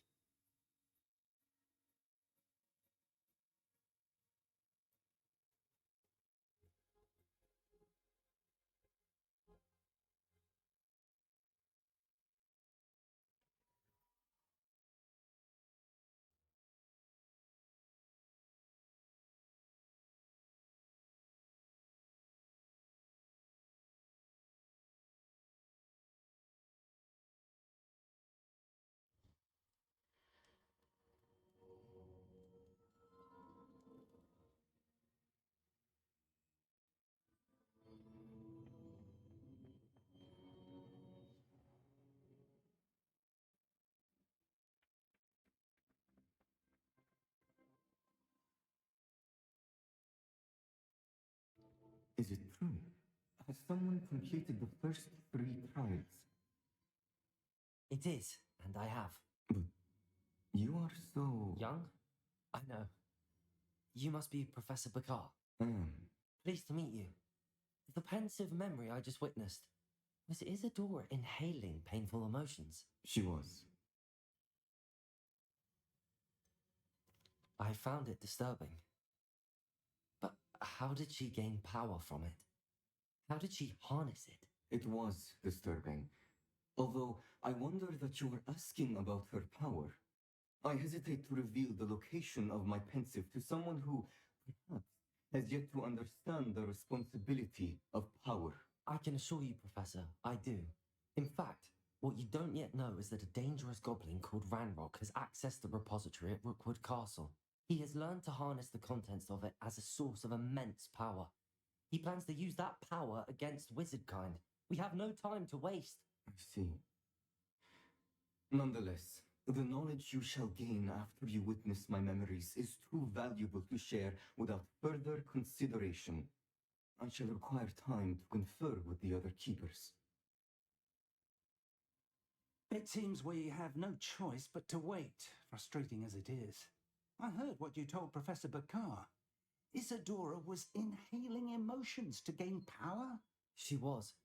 And she pulled emotions, as she did from her father, from Professor Fitzgerald, without permission.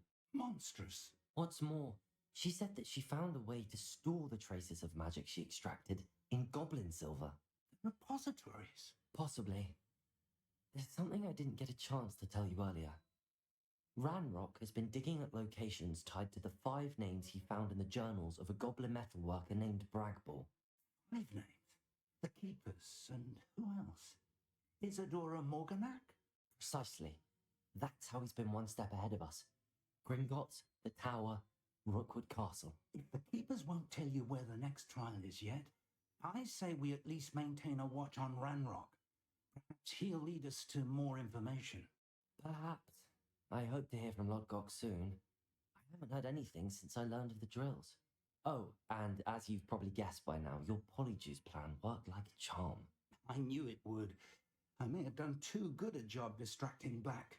But I had no idea he can't hold his fire whiskey.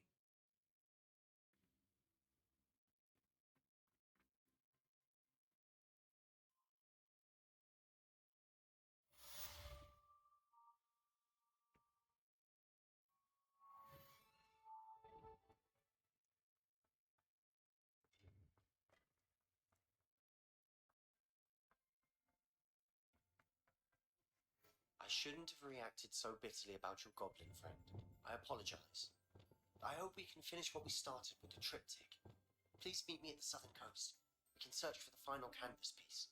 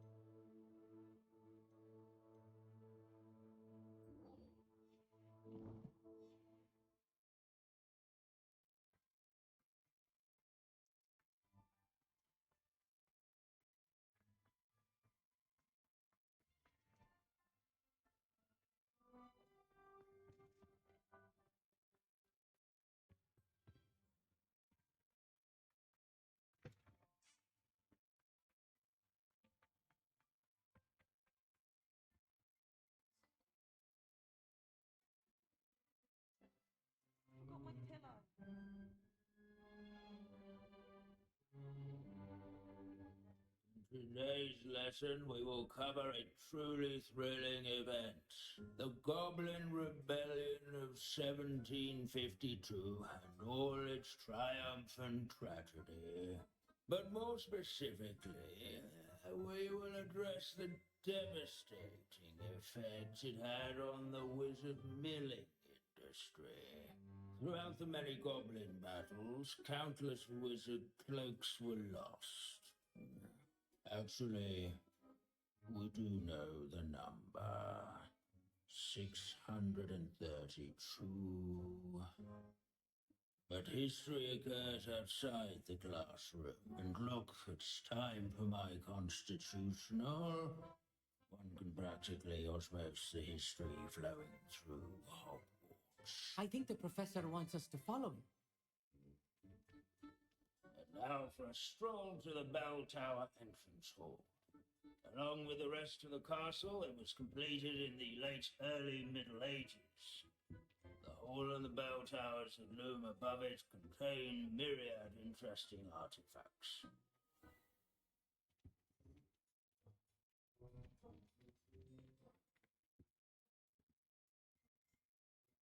Good to see you again. Recovered from that nasty bout of dragon pox, have we? That wasn't me, Professor. I'm new here. Are you? Well then, welcome. No doubt you're eagerly anticipating my analysis of various wizarding councils, codes, statutes, and of course, goblin rebellions. Not all goblins are rebellious. Some venture into wizarding politics, such as Eargit the Ugly. Some are talented artisans, such as Bragbor the Boastful.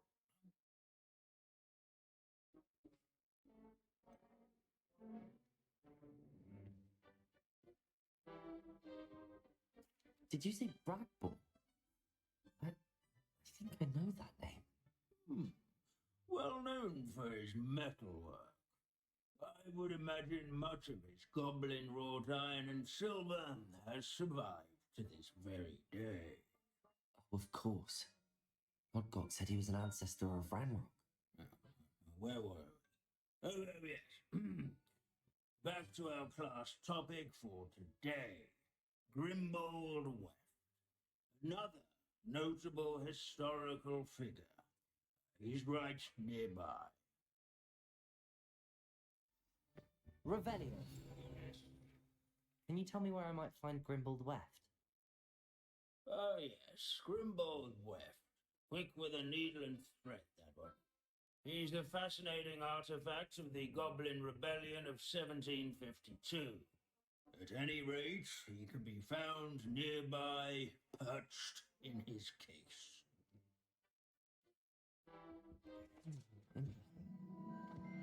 Not Grimbold Weft.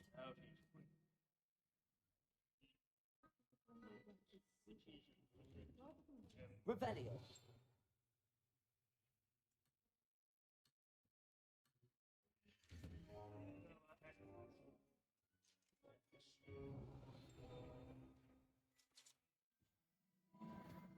Oh, yes. I see you found Grimbold Weft. Yes, I rather enjoyed seeking them out.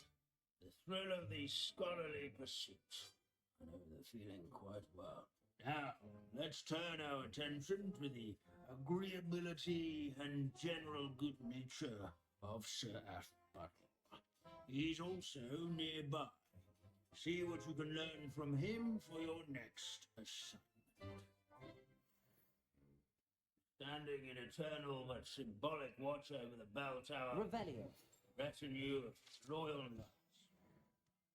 Statues of knights, I should clarify. Wagadu's history is Keen-eyed students. These bits of broom are all that's left of a witch called Celine Wharton. Countenance nestled among the Abandoning ranks. class to wander the halls is in keeping with Professor Benz's manner of His fame was not This is a centuries-old likeness of Pandadon. Fearless mouse hunter and devoted study and adventure. People have always loved him. I find that comforting. Where his warm and approachable demeanor was celebrated by old friends and newcomers alike. I encourage everyone to make the waving statues acquainted. What I wouldn't give to be back on a broom right now. All the centuries that Hogwarts has existed. Not once has it collapsed. This unassuming smudge is rumoured to be the location of the very first successful use of bombarding. I suppose successful is a relative term, since whoever cast it can't tell. Our students often complain about the many stairs at Hogwarts, sir. But they never bother me.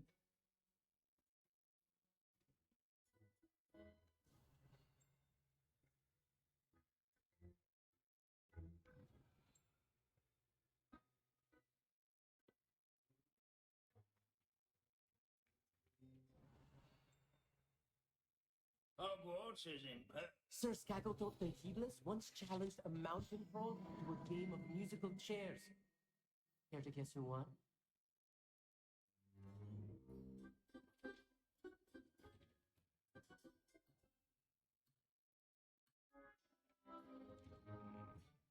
There's nothing quite so magical as history.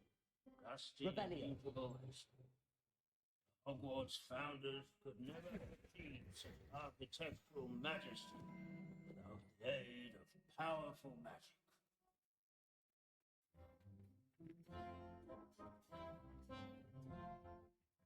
Revelio.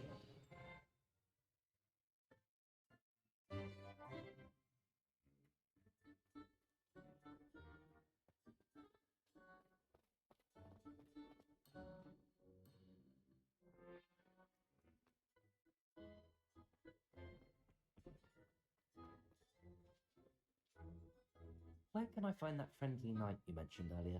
Oh yes, Sir Afpuddle, or rather the statue of Sir Afpuddle, who can be found amongst the other statues of knights. It's easy to identify, as it's been enchanted to wave at those who take the time to seek it out.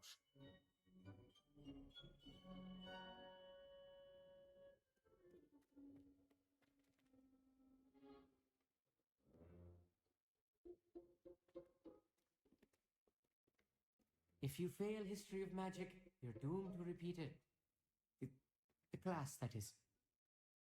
Leave it to Binns to make the most interesting school in the world.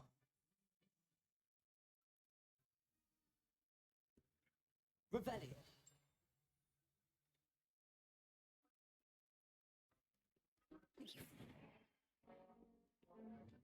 Expelliarmus.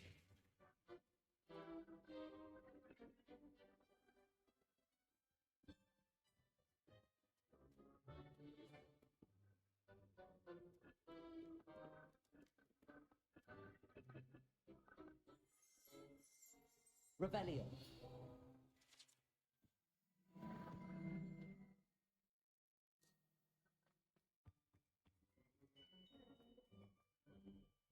Professor Binns, I found the statue of Sir Afpuddle.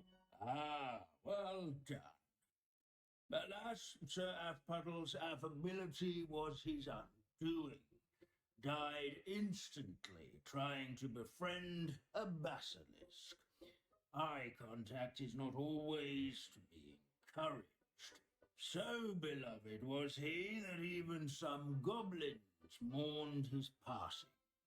Of course, that did not bode well with the rest of the goblins, most of whom could not abide mourning the loss of a wizard. Pity goblins and wizards can't get along. True. Imagine how dull my lectures would be without goblin rebellions to discuss. History does tend to repeat. It is a series of patterns, a thought both comforting and disconcerting. The wise students, such as yourself, will learn from it.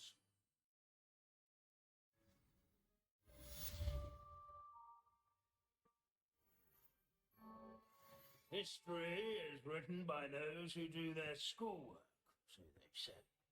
Or at least I like to say.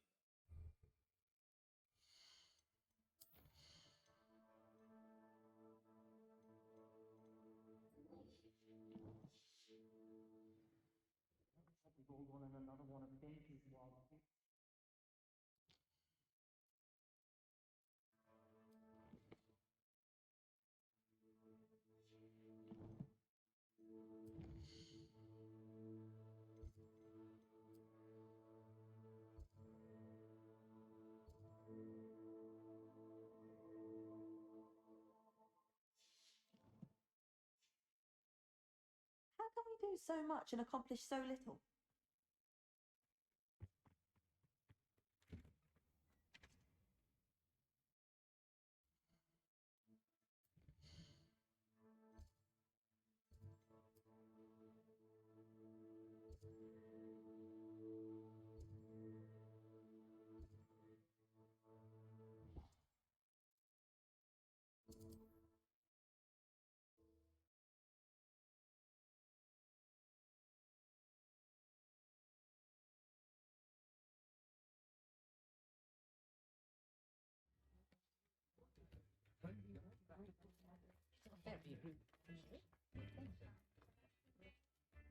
Is everything all right?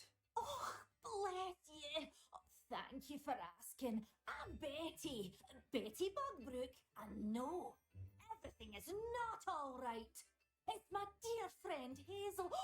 She's in trouble. Hazel? Yes. Oh, she's a unicorn. Known her for years.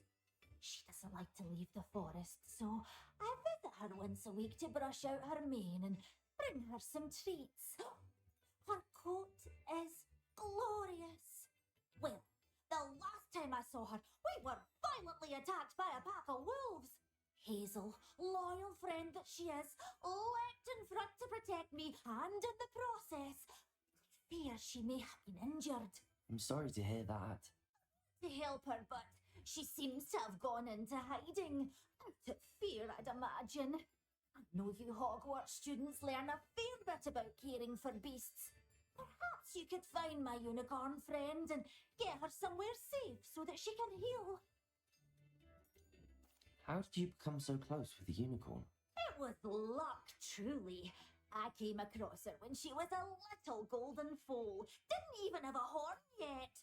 Oh, she trusted me straight away. We'd play together for hours.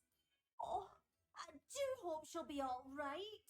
Unicorn hair is a valuable wand core, and I suppose losing a hair or two mightn't hurt her. But I'm terrified those poachers will want her for her blood to keep themselves alive. And that is more than I can bear to think of. I'll keep an eye out for your unicorn friend and take her to safety if I see her. Oh, you've a good soul. I can always tell. Please, don't risk your own safety, though. I don't know precisely where she is, but I can tell you that her den is north of Hogsmeade. And although I haven't been able to brush her lately, I imagine she still has the brightest, most beautiful coat of her entire herd. Remember, you'll know her by her brilliant coat. And be warned, I need to look for a unicorn with a beautifully bright coat. Sounds as if he's in trouble.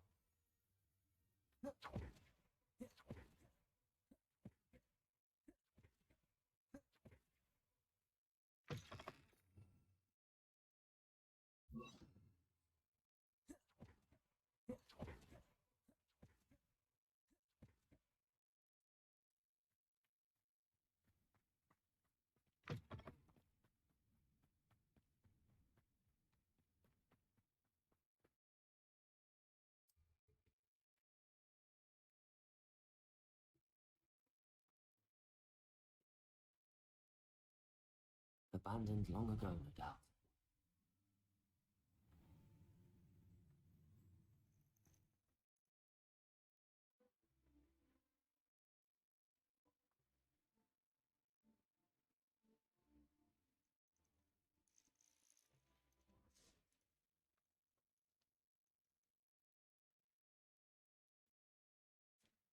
Hazel must be here somewhere.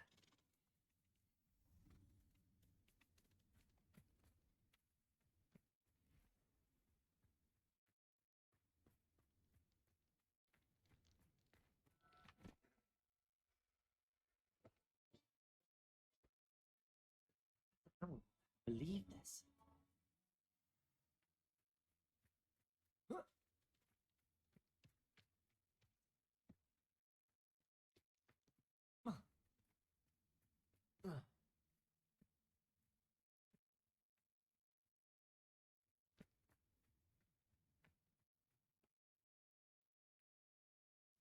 Revelio.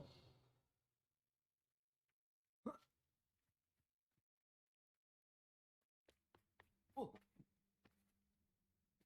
Oh.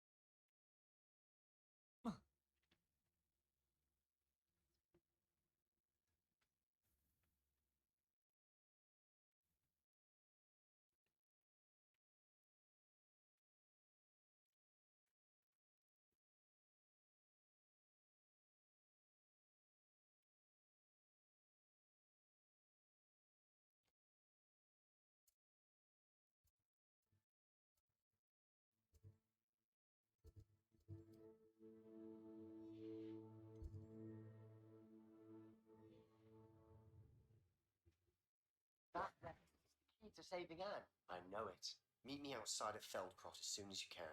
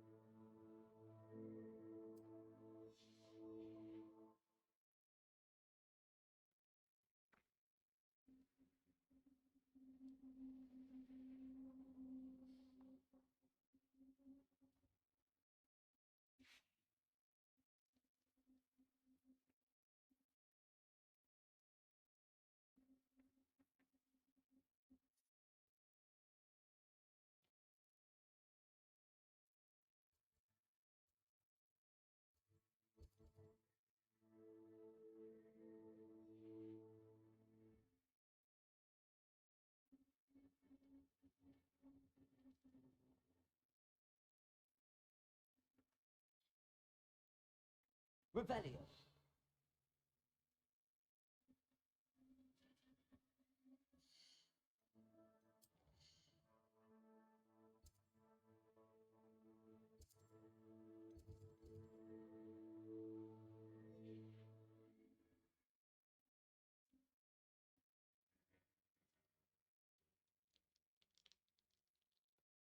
Whoa. Ah.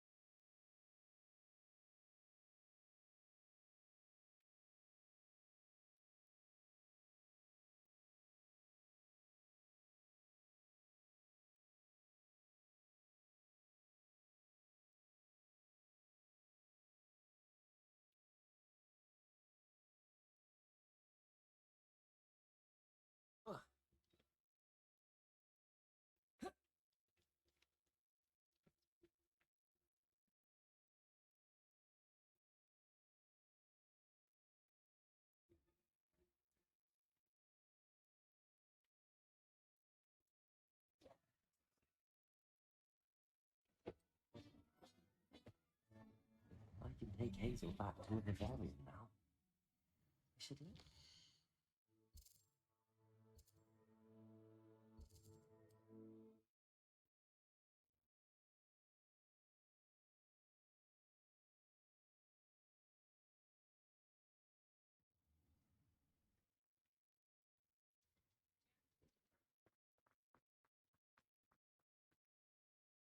Madam Bugbrook, I found your unicorn friend Hazel.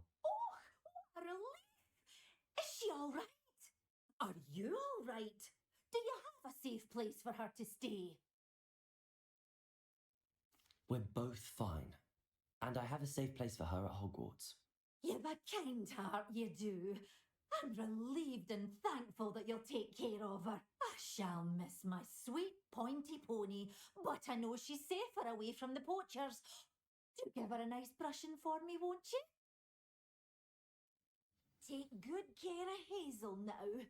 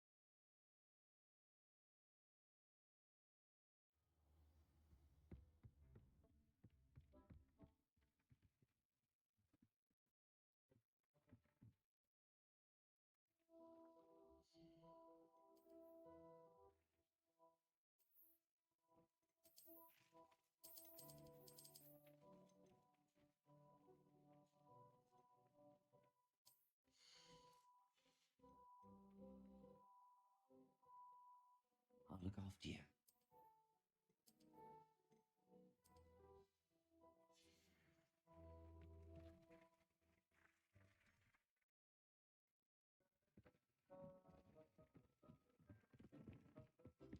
Deke has some exciting news to share.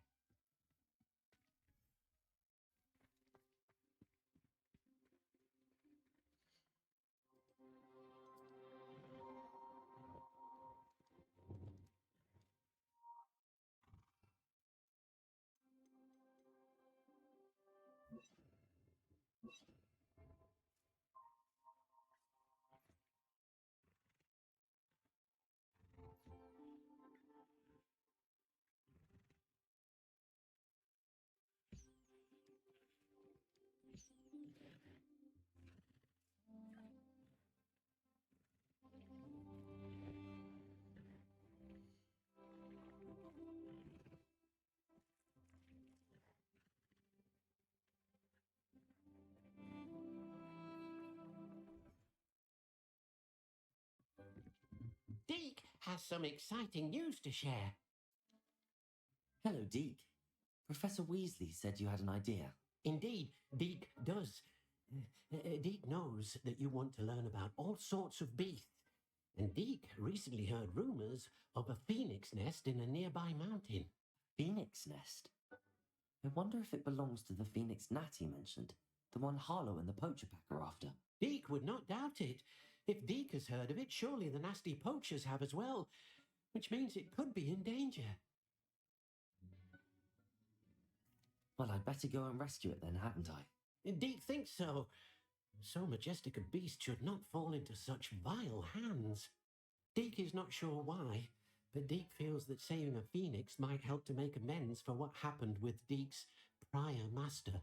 Deke hopes that you are able to find the phoenix and bring it to the room where it will be safe.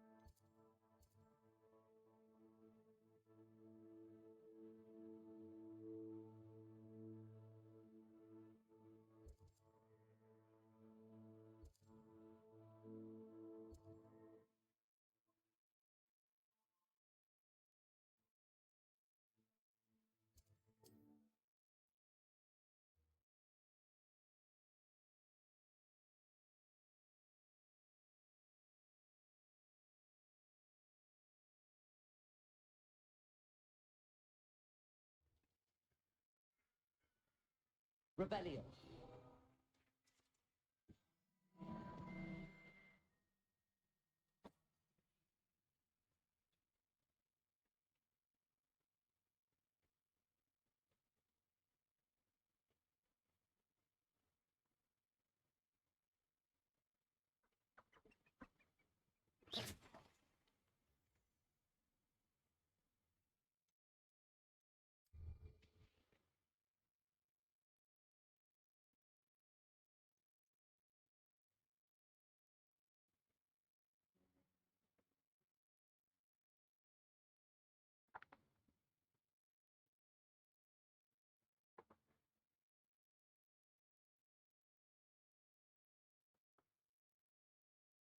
Looks rather dark in there. Never stopped me before.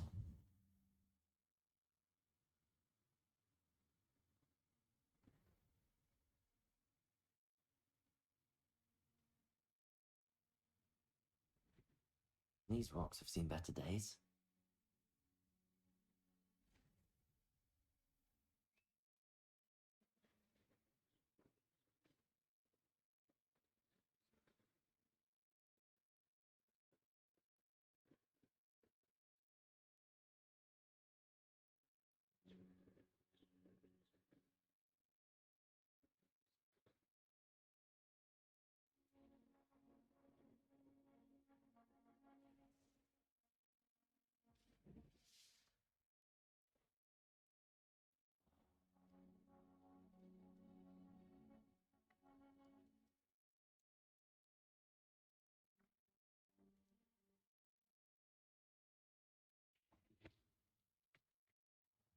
What are you up to now?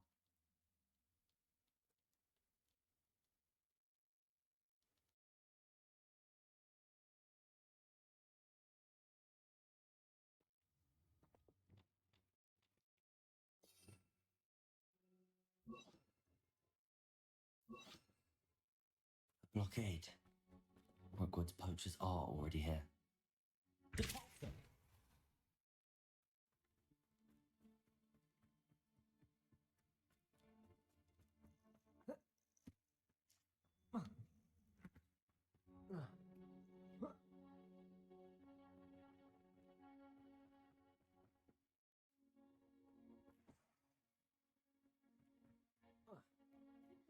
Phoenix is concerned to rocks, do you? What? No. It's not much a single poacher.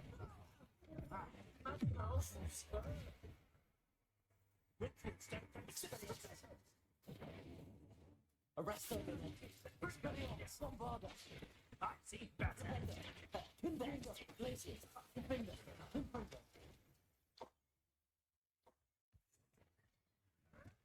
I'm going to regret.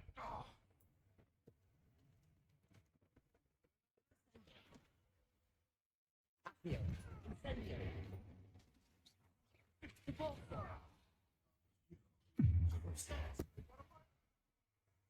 Expelliarmus. Arrest them. It's shameful what you've done to helpless beasts.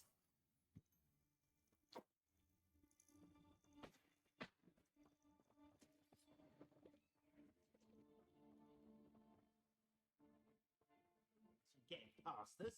Things can fly, can't they? Expelliarmus. Arrest them. Bombarda. No, I don't. It's Finger. Finger. Repulsor. Accio. Incendio. Repulsor. What?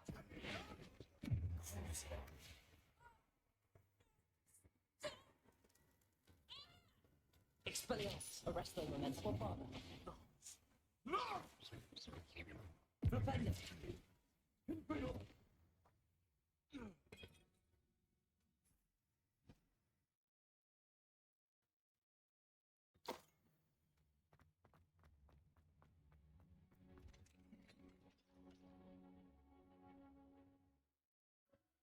The Phoenix.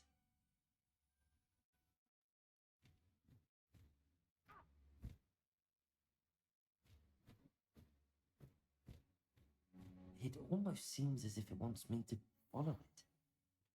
I need to find it before the poachers do.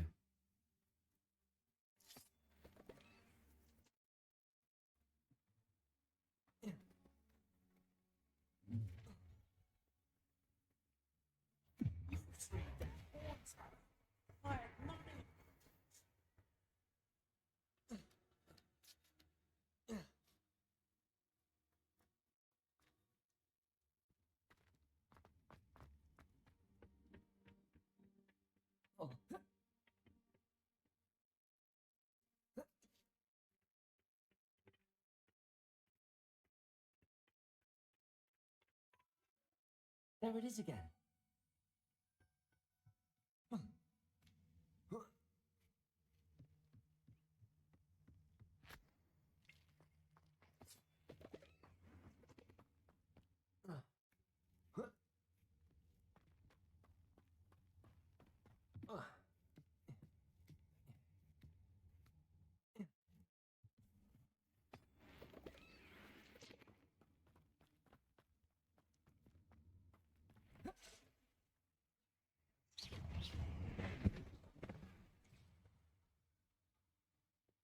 Expelliarmus!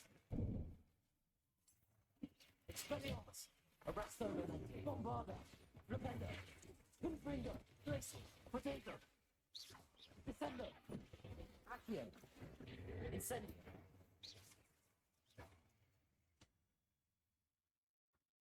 It's a victory that came none too soon.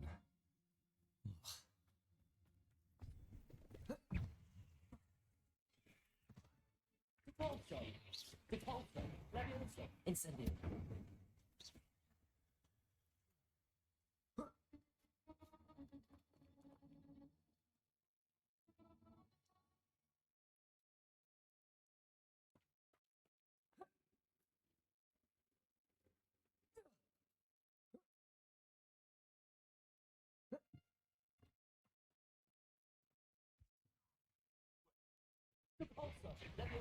Accio. Incendio. Potato.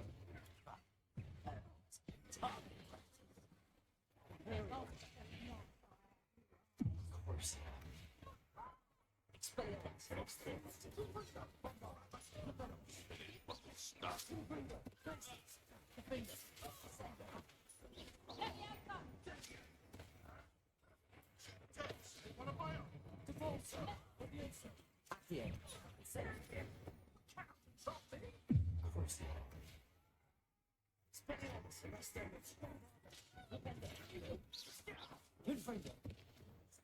That was for Highwing.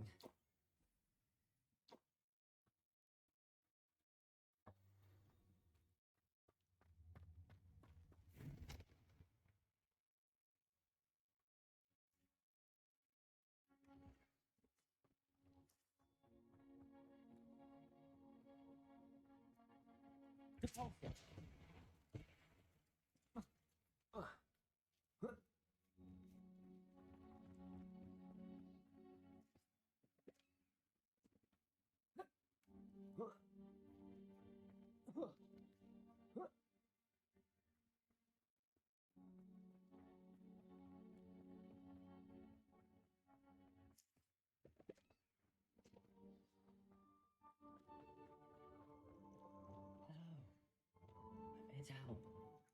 I can take you somewhere safe.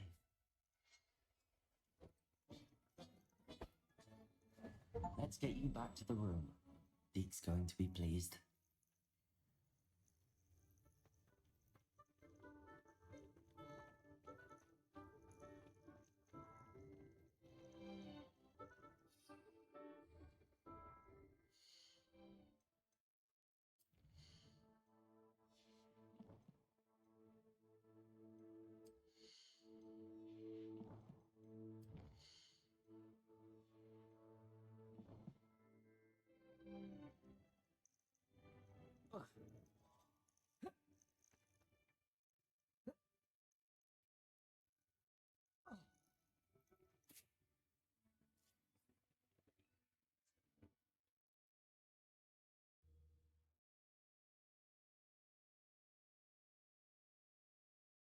I should investigate.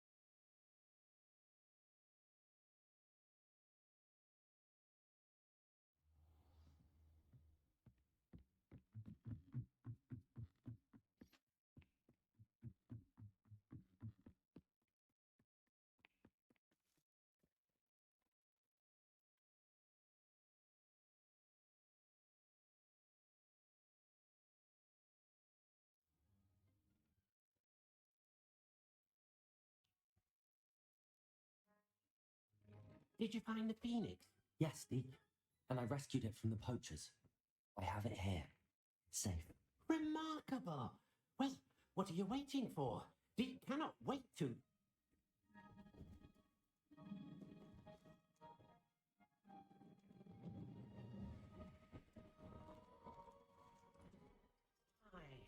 My heavens.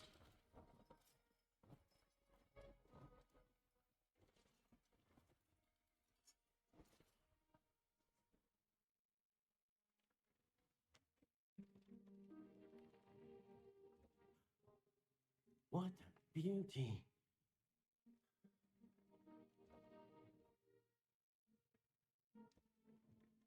You keep it close.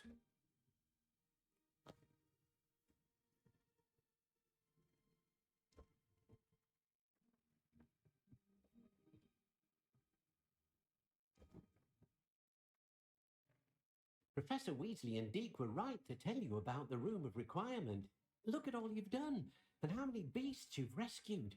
The Phoenix is safe now, because of you. I couldn't have done it without your help, Deke. Thank you. Deke is grateful for the kind words, and Also grateful to have been of assistance to someone like yourself. Helping you do such good for so many beasts has given Deke a sense of peace Deke hasn't known in years. Deke will always be here for you when you need him. Deke hasn't seen this.